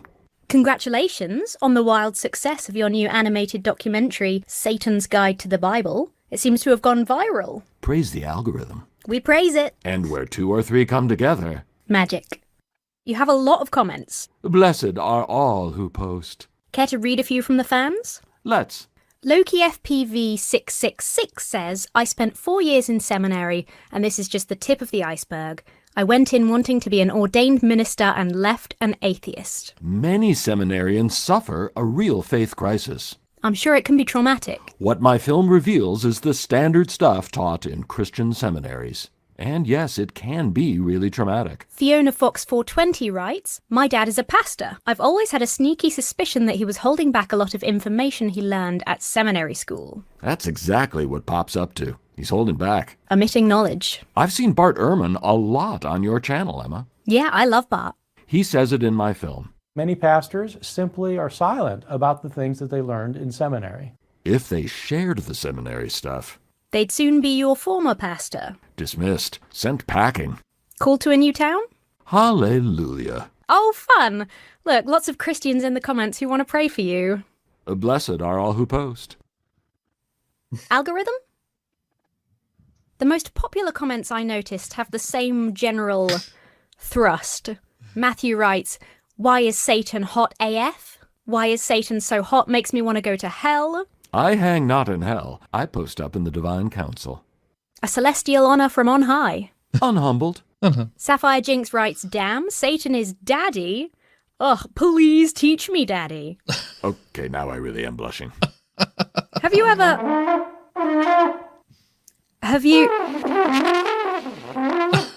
Oh, Satan is so hot. I'm gonna totally leech this. This Satan is so hot. Anytime I'm like, I can't tell if Jesus and Satan are in cahoots with each other. I'm gonna do the. Oh, Satan is so hot. Give me a break. I liked him better as a baby. I didn't feel tied down anymore to... Damn, Satan is... You know that volcano that just erupted? There was more CO2 released from that one volcano erupting than everything human beings have ever done. Really? Where did you find that? Fact. So I wanted to use this as a comparison of what if Christians actually fact check themselves. Wow. Fact, volcanoes do not produce more CO2 emissions than human activity. Reuters is on your ass, dude. Yeah. Before you go there, I'd just like to say something, if I may. Yeah. About the last one, Satan. B.S. Lewis is out there, so he may remember this person. There used to be somebody in the community who's went by the tag of Lucifer. And he would come into rooms and answer questions from Christians on believers as Lucifer. And he was so convincing that quite a few of them actually thought he was Lucifer. Oh my. I'm just saying, right? And not necessarily that they believed he was embodied the person, but certainly that the Lucifer spirit was speaking through him, because he was so good at answering questions about from a biblical standpoint. It's like he knew the Bible better than the Christians. Yeah. Right. So therefore he could just answer off the top. Oh, well, in Job, I made Job do this, this, and this. And he would always say it from Lucifer's perspective in the Bible. And That's because funny. Lucifer always speaks the truth in the Bible, the He Christians does. didn't argue back. I don't see any. There's a verse that says that he is the liar, but I don't actually see a specific lie. Yeah. I can pick and choose, as I did in my live stream. I can pick and choose, and you kind of see that there is a better chance that God is the liar. Yeah, absolutely. And this was the challenge that he'd throw down. Right. And of course, they could never demonstrate because he was just quoting bits of the Bible, but from his perspective, or from Lucifer's perspective, but they could never show that he was actually not Lucifer. So after like about 3 months of this, they had to go, okay, well, yeah, there's something here. There's something really going on here, And anyway, one of the people to get confused by this, of course, was our friend and probably the most useful person to deconstruct Christianity, G-Man, who could never get his head around this guy. Spiritual death. spiritual. Do you, B.S. Lewis? Do you remember Lucifer as a character? That's what I want to ask you. He used to be in Nadia's a fair amount. Tim Bob, speaking of lawyers that know the law better than us, if you have not subscribed to Mr. Anderson, oh yeah, I would highly recommend it. He's live right now. Mr. Anderson's live right now? Mm-hmm. He's with Atheist Junior, Mark Reed. Oh, wow.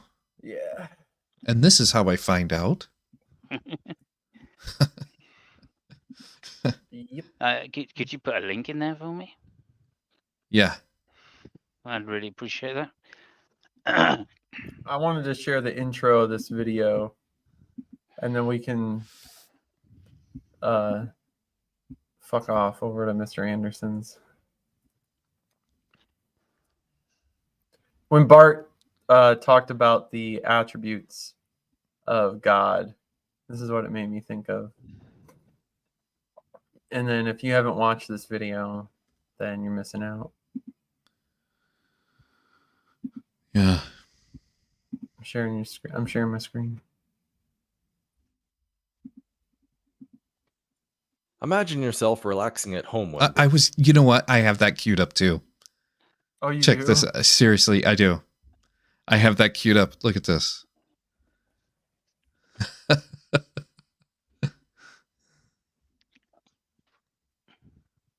Oh, yeah. I have that. I have it queued up. I have him queued. I love this one. Actually, which one do you have? I have the omnipotence paradox. Omnipotence. Yeah. Because but I want to play the beginning. This is an oldie but goodie channel. One of those just never. Or, to your amazement, it appears to be none other than John Delancey himself, standing on your doorstep. Hello, he says. My name is Q from the Q Continuum. Just stopping by to let you know that I'm an omnipotent god. You should probably start bowing before me, or else I might get really upset. That's cool, you think? You've never met an omnipotent being before. But hey, he seems like a pretty honest guy, and you're probably not very keen on the idea of getting turned into a frog right now. So naturally, you take him completely at his word and start bowing right that second. Am I right? No, of course not. You're skeptical. Maybe this person is telling you the truth, or maybe this person is just some weirdo pulling your leg. So you demand some basic empirical evidence to show that this being really is what he says he is. All right, he says, you want proof? You got it. The next thing you know, Mr. Q snaps his fingers, and in a brilliant flash of light, your car is suddenly transformed into a giant pile of squirrels. It's a very impressive trick to be sure, and maybe even enough to warrant a sincere placation of this being. However, we're all hard-nosed philosophers around here, and we want to be as sure as we possibly can. So let's put this guy to the test and see whether or not he truly deserves the title of omnipotent rather than, say, really, really awesome and powerful. You might be forgiven for thinking that this was a perfectly straightforward question to ask, and in any other context, it probably would be. But religious philosophy has a really funny habit of tripping all over itself whenever questions like this crop up. Because there you go. That's good enough. So go watch it because it's so good. Yeah, this is a good old channel. Most of his videos are about 10 years old. Yeah, but they're still such good. Such a good. Yeah. Let me add this to stage instead. That whole channel is just the existence of things like Bigfoot, unicorns, and Yahweh. Imagine that you're out shopping for a new car when the dealer presents you with a next-generation performance vehicle. The car certainly looks snazzy enough, but the features are amazing. Not only does this car actually fly, he says, but it powers itself on garbage and even travels through time. It's the coolest thing you've ever heard in your life, so naturally, you take the dealer completely at his word and write him a check, right? No, you're skeptical. Nothing like this exists in your experience, and as far as you know, nothing ever could. So you demand some form of justification for why you should And as a car salesman, by the way, how long would I have a job if I went out and I said, it's amazing. It flies. You don't have to stop at the gas station. You just go over to the dumpster, pull a banana and some beers backwash, and a couple of other knickknacks from the dumpster, and you're fine. No problem. Somewhere in the next 15 days, somebody's going to be towed into the service department and saying, I thought it ran on garbage and it flew. I'm not going to be working there for very long. Right. Fork over perfectly good money for this product. It's certainly a reasonable request, but for some reason the dealer almost seems insulted by it. After all, he just knows in his heart that this car can fly, and he even brings out the rest of his staff to personally testify on his behalf. Are you convinced now? What if he tells you that the car only flies and travels through time as long as you believe it does? And if it still doesn't fly or run on garbage, then you just aren't believing hard enough and need to keep building your faith until it does. Are you convinced now? What if he threatens you with legal action, criminal incarceration, and torture unless you buy this car? Are you convinced now? What if the dealer drags out a chalkboard and explains the fundamental principles of cold fusion, followed by a primer on temporal physics?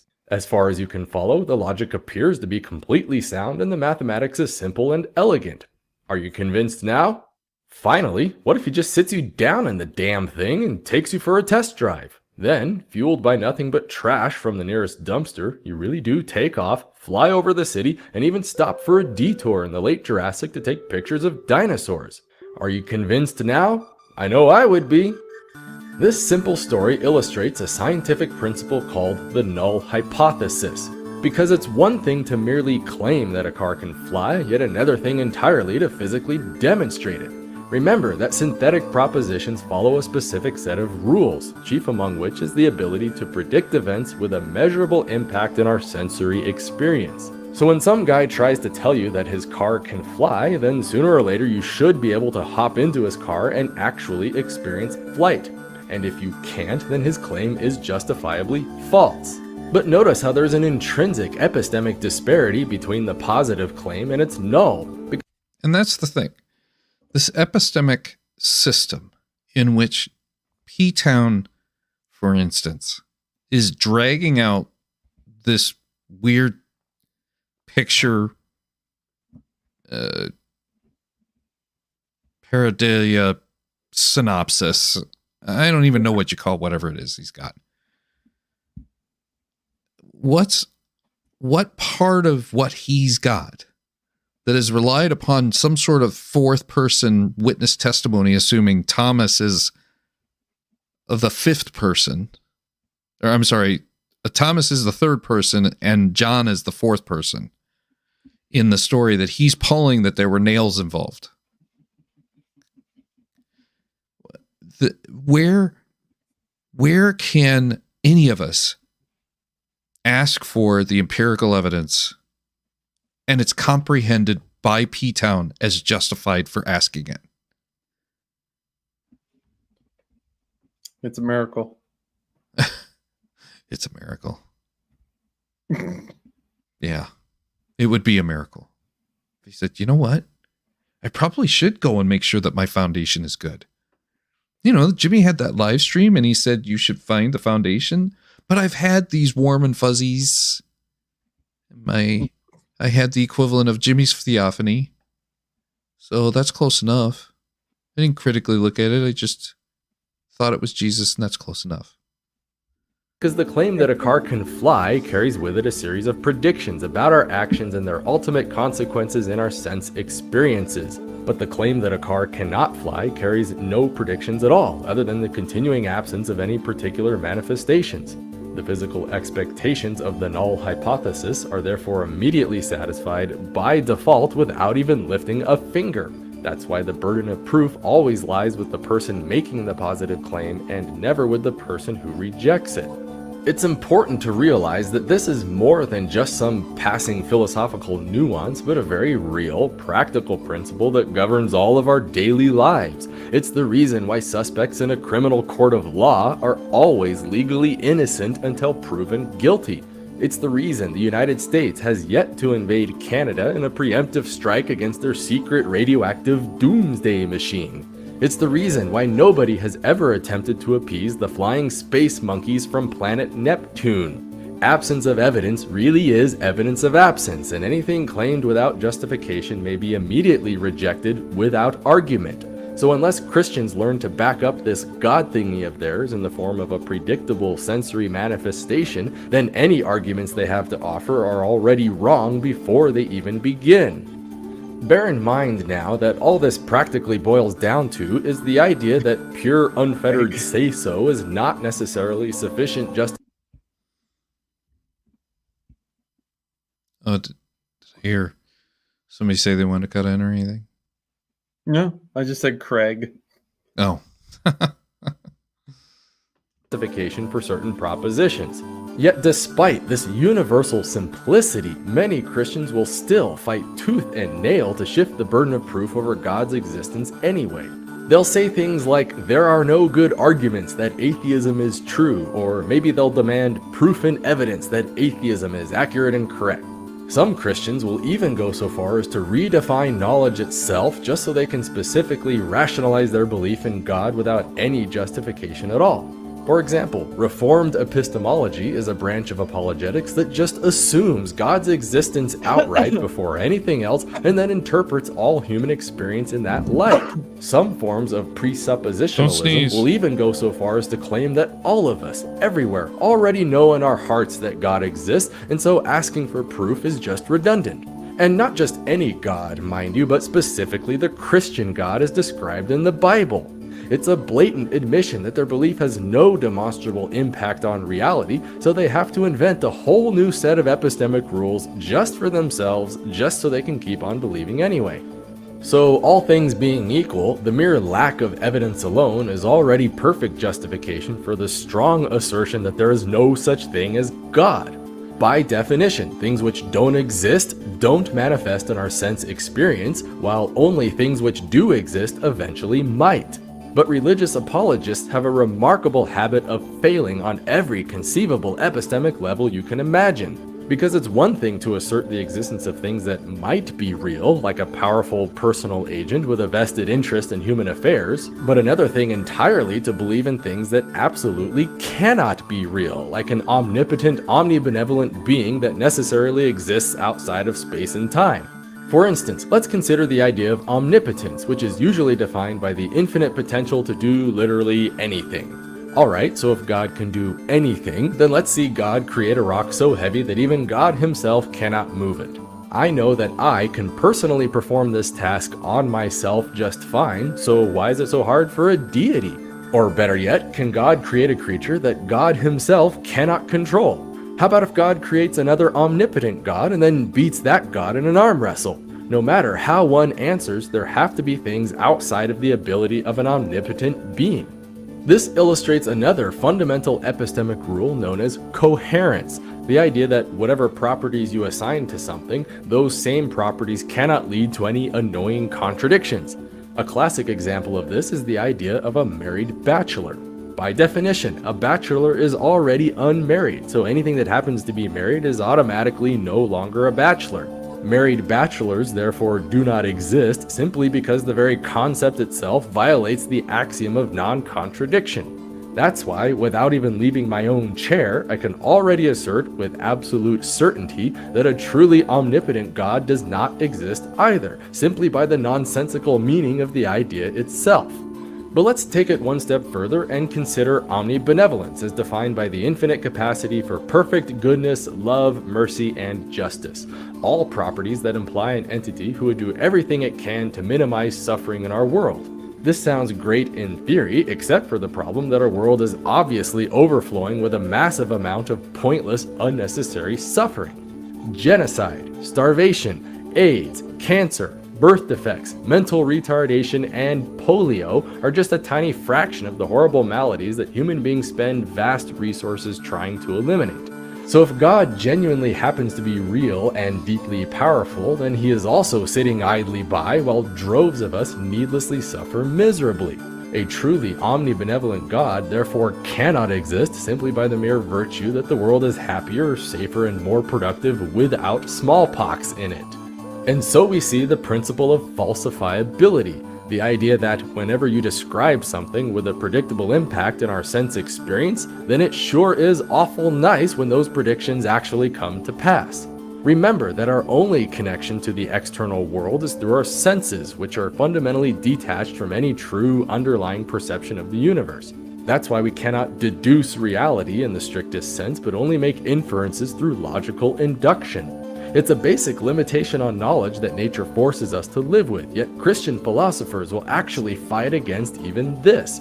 They'll claim that induction is unreliable, or that it assumes a uniformity in nature, or that it's circular, or whatever.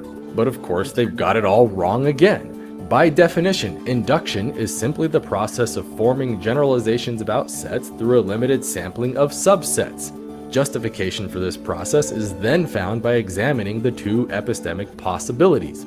If incomplete samplings of a particular subset are indeed indicative of the behavior of the whole, then induction will lead to a correct belief in the form of predictable consequences.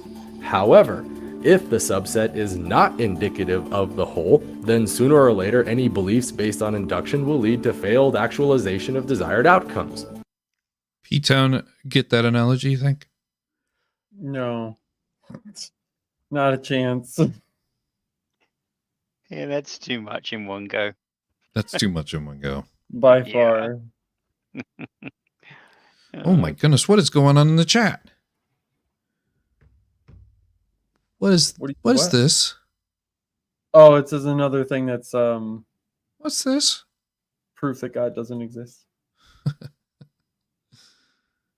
Yeah. Oh, God knows nothing about those. That's funny. In other words, when it works, phone. it works, and when it doesn't, It's almost like it I've been playing on the eventually internet lets for you 3 know. hours already. Logical Maybe induction, 3.5. by its very nature, is therefore self-correcting. All it 4 takes hours. is the intellectual honesty to admit I when go our to the airport in conclusions the are morning, wrong, so that we can modify as soon them as in this the video's face over, I of new think. information. This is exactly why fallibilism and falsification are such integral aspects of the scientific method. In principle, both true and false beliefs can have the power to guide our actions toward desirable outcomes, but only false beliefs have the potential to ever periodically fail in that goal.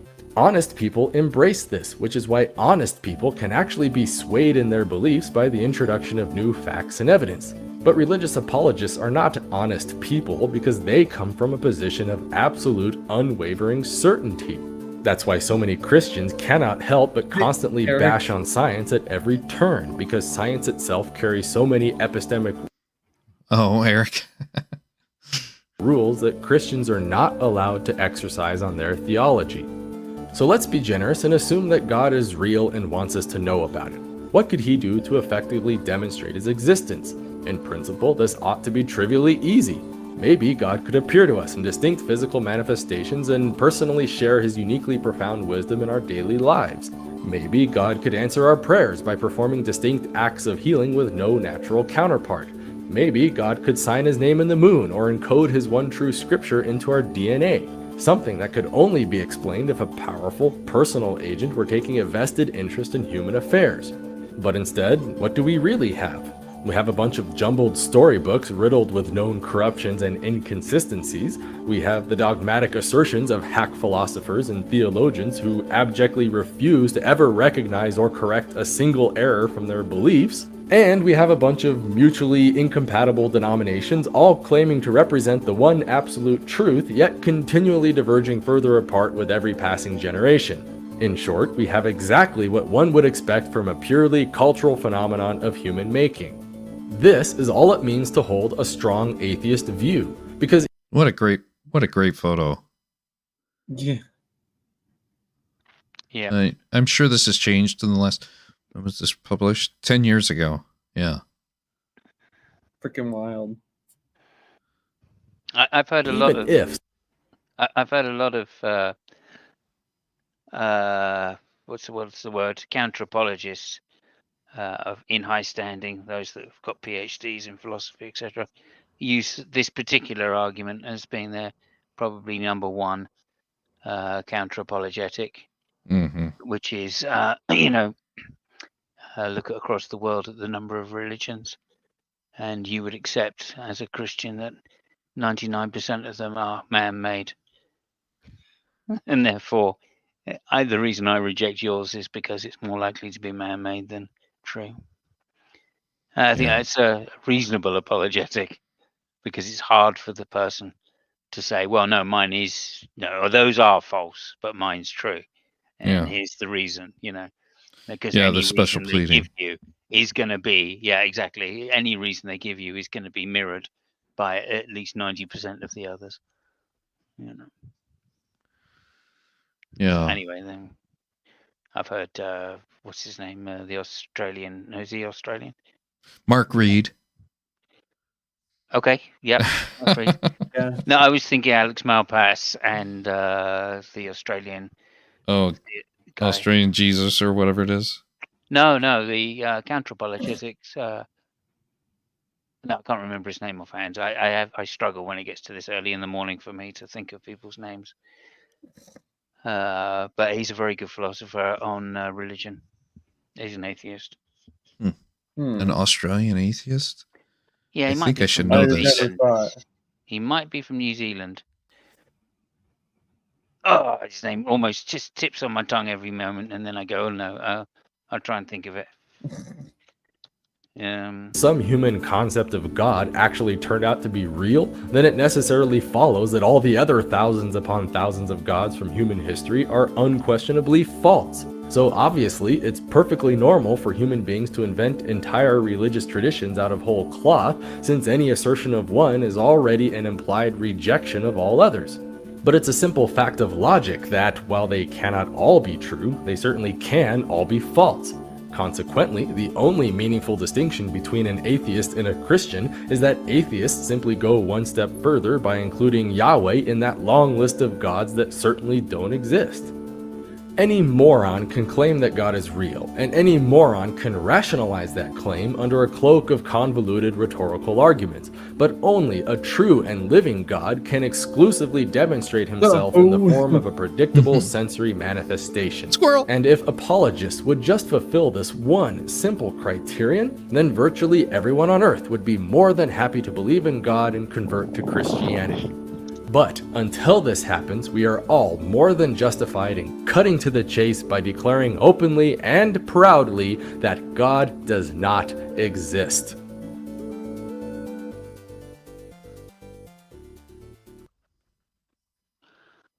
Graham Oppie was the person I was thinking of. Oh, he's Australian? He's Australian, yeah. I haven't watched too much of Graham Oppie, but I've seen, I'd say somewhere around 5 or 6 hours of him. Okay, yep. His arguments are pretty good. I would, he's so detail oriented that it drags me down. Yeah. He is on an intellect that I am not. I am not on. I'm on the stupid end of atheism and intellect. I could say something there, but it would only drag you into politics, so I will shall refuse.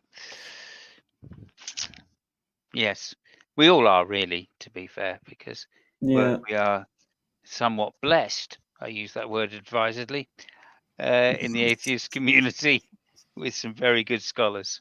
Yeah. Mythvision, of course, is an amazing resource. Obviously, if I didn't have this hard of a heart, I would be a much smarter person. There you go. Oh, dear. But not so much of a pharaoh as we think of you, Jimmy. That's true.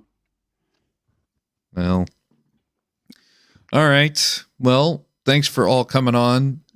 Two successful shows. Looked like they were both well watched. I've got 24 viewers right now.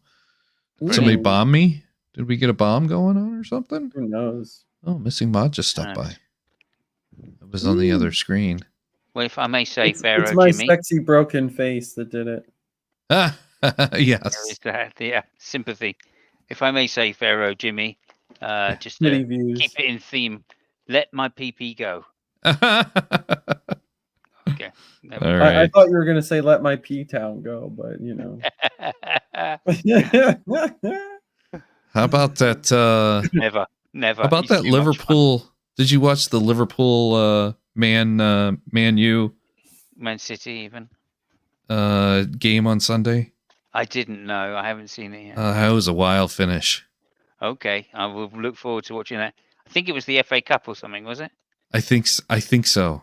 Yeah. Okay. No, I haven't seen it yet. It's I'm not a fan of either of those. But no. Oh no, Just had it them wasn't. last That was the night. semi-final, in fact. Right, because Arsenal are through to the final. Yeah. So yeah, I'll be watching the final. We'll be watching the final. Hmm. Definitely. So Arsenal's my team, so there you go. Arsenal. I would say Arsenal is our team as well. Oh, fantastic. I wouldn't say we're true fans though, but Mrs. Tux has been to an Arsenal game. Oh right, of course. Yes. No, we spoke somewhat. Yeah. She's into the lady footballers. Is that right? And yes. And Arsenal have a great lady footballers team. So or used to. Her squad just made a purchase for a Italian team. Oh wow!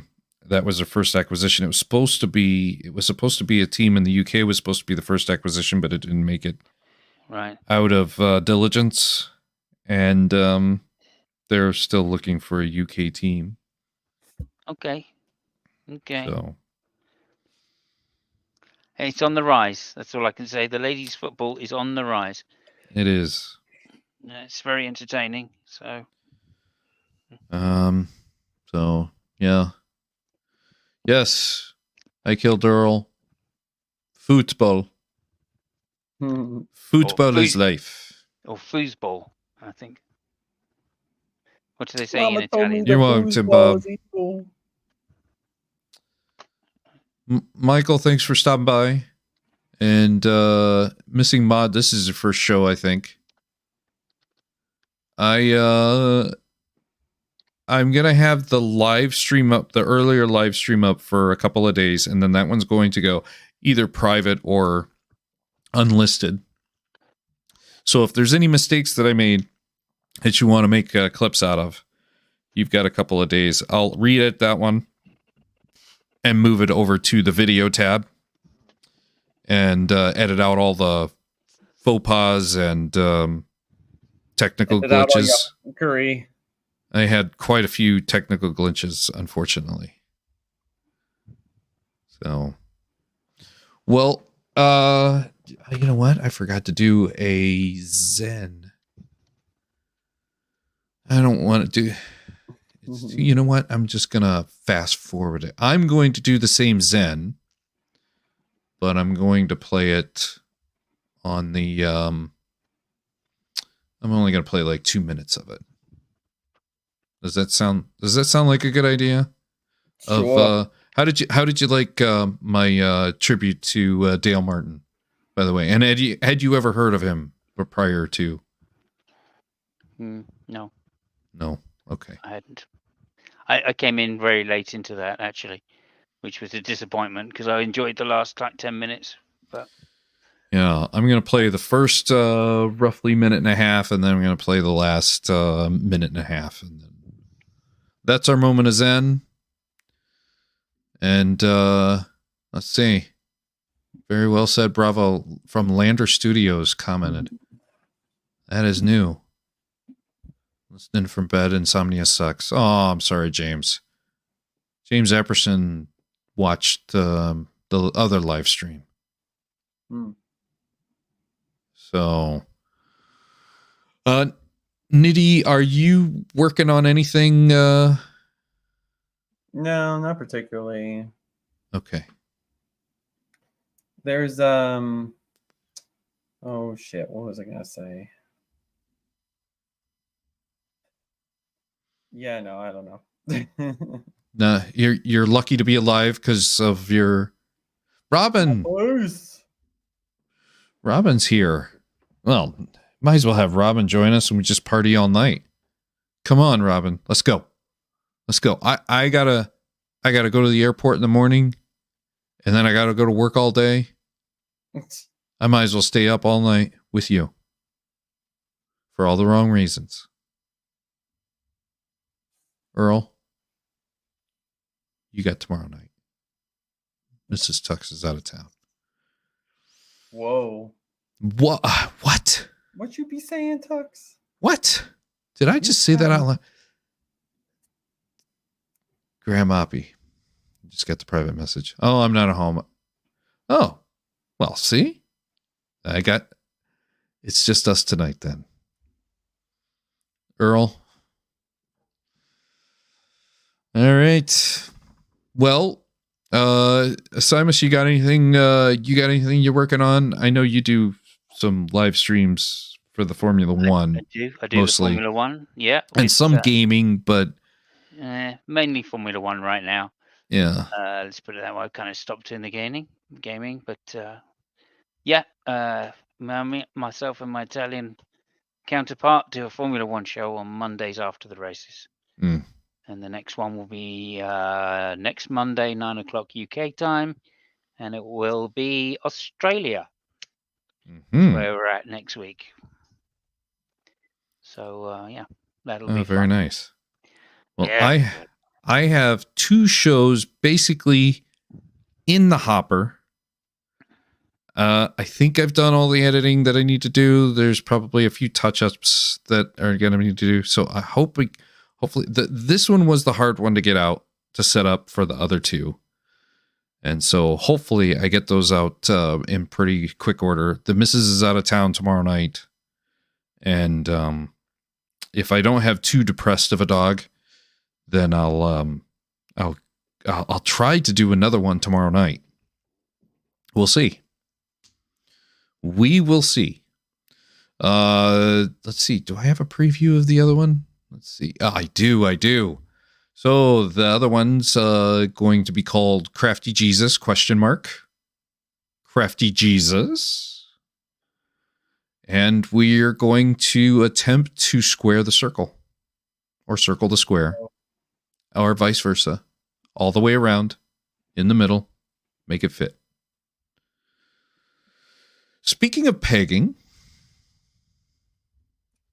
it can cause terrible accidents.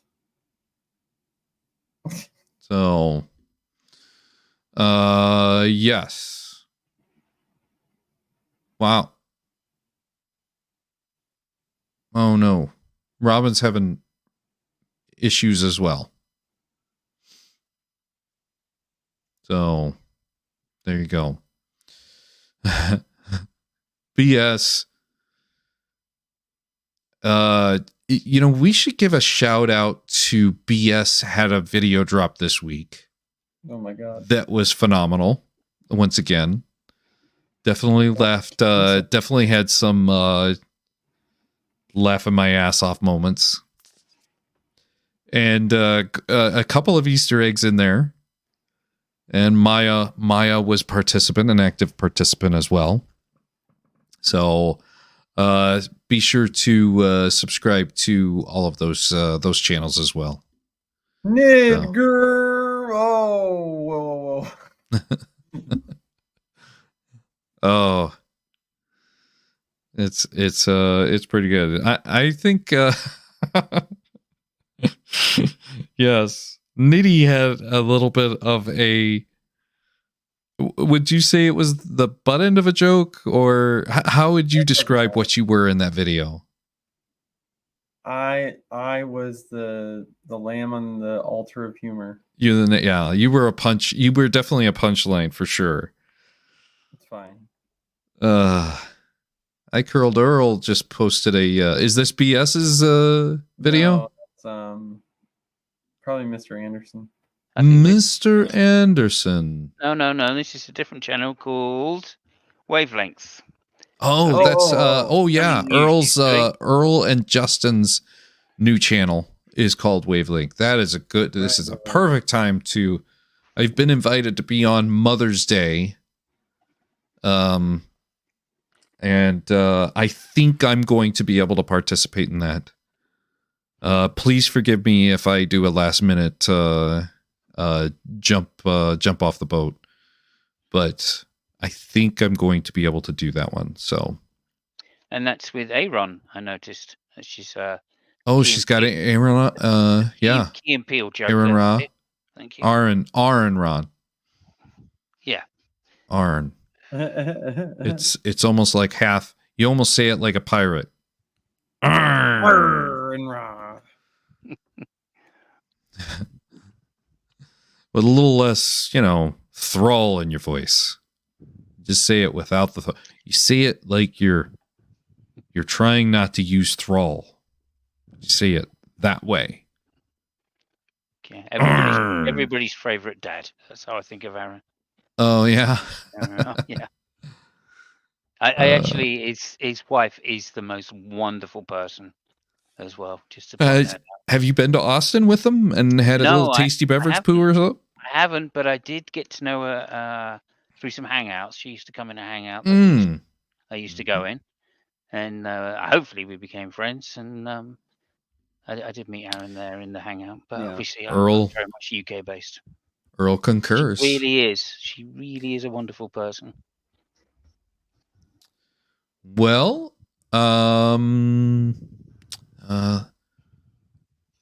let's see.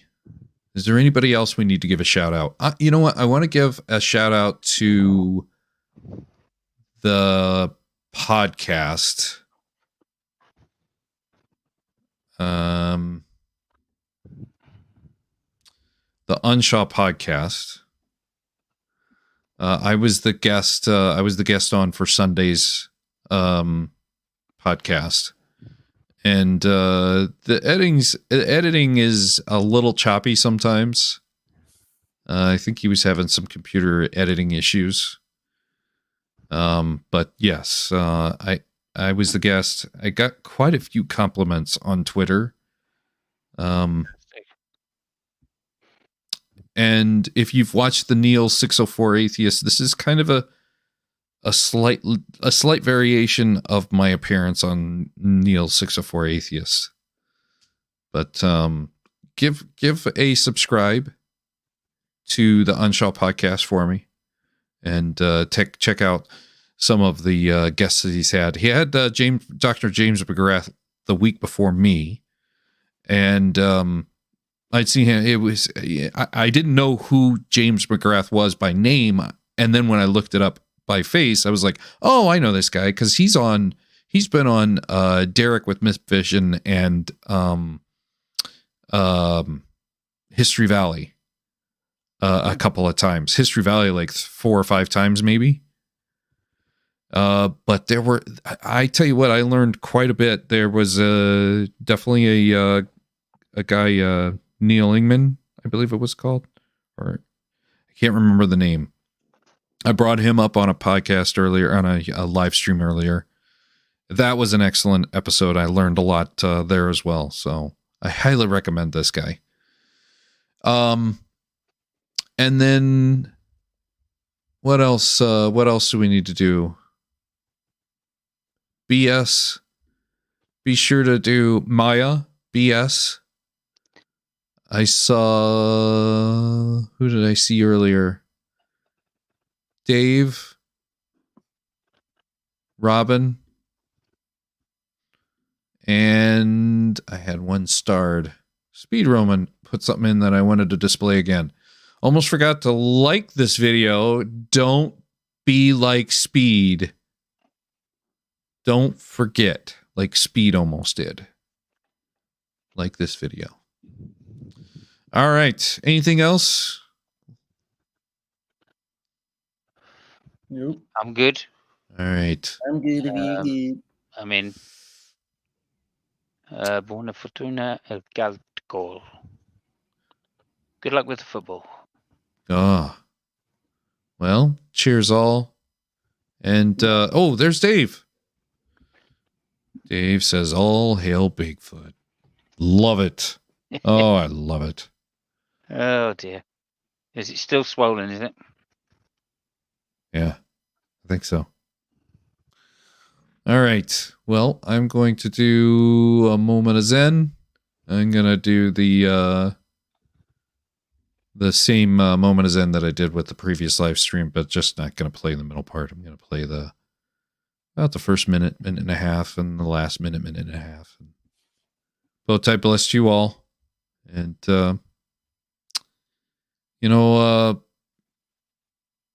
even though I think I was a little harsh on Christian, the 3 Christians that I profiled today.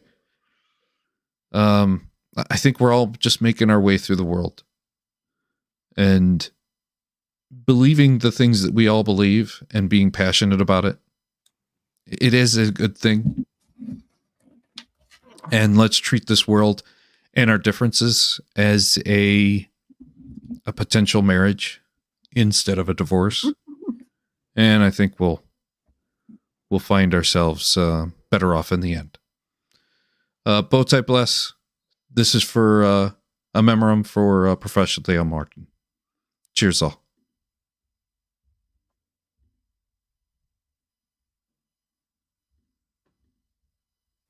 This is Introduction to New Testament History and Literature. My name is Dale Martin. I've been teaching here at Yale for 10 years now. I also was a grad student here in the 80s in the Religious Studies Department. This is a course that introduces you to the New Testament literature, but also the history of other material from the very first 100 years or so of early Christianity. The Bible has to be like the Constitution of the United States, which of course cannot be interpreted in a single way either, as we see constantly. It's open to many different interpretations. But the idea that the Bible was supposed to be that was not there in history. It was a modern invention. So the thing I love about Scripture is that the more you study it, the more your mind is blown. Your mind is not controlled by Scripture. It is fucked up by Scripture, as it ought to be. And so I just think that, you know, the best Christian view about Scripture is kind of go back before a modern period and to realize that it's a labyrinth. It's a labyrinth. And you just start walking in it, and you can't stop walking in it. And you can't stop anywhere. It's just there. Scripture is like the water we fish live in. That's what Scripture is like. Paul was actually the corrupter of the noble, pristine religion of Jesus. Jesus was a great moral teacher. He didn't care about all these Christian doctrines about the Trinity and about, you know, hell and heaven and all this kind of stuff. Jesus was just saying things like, consider the lilies of the field, how they grow.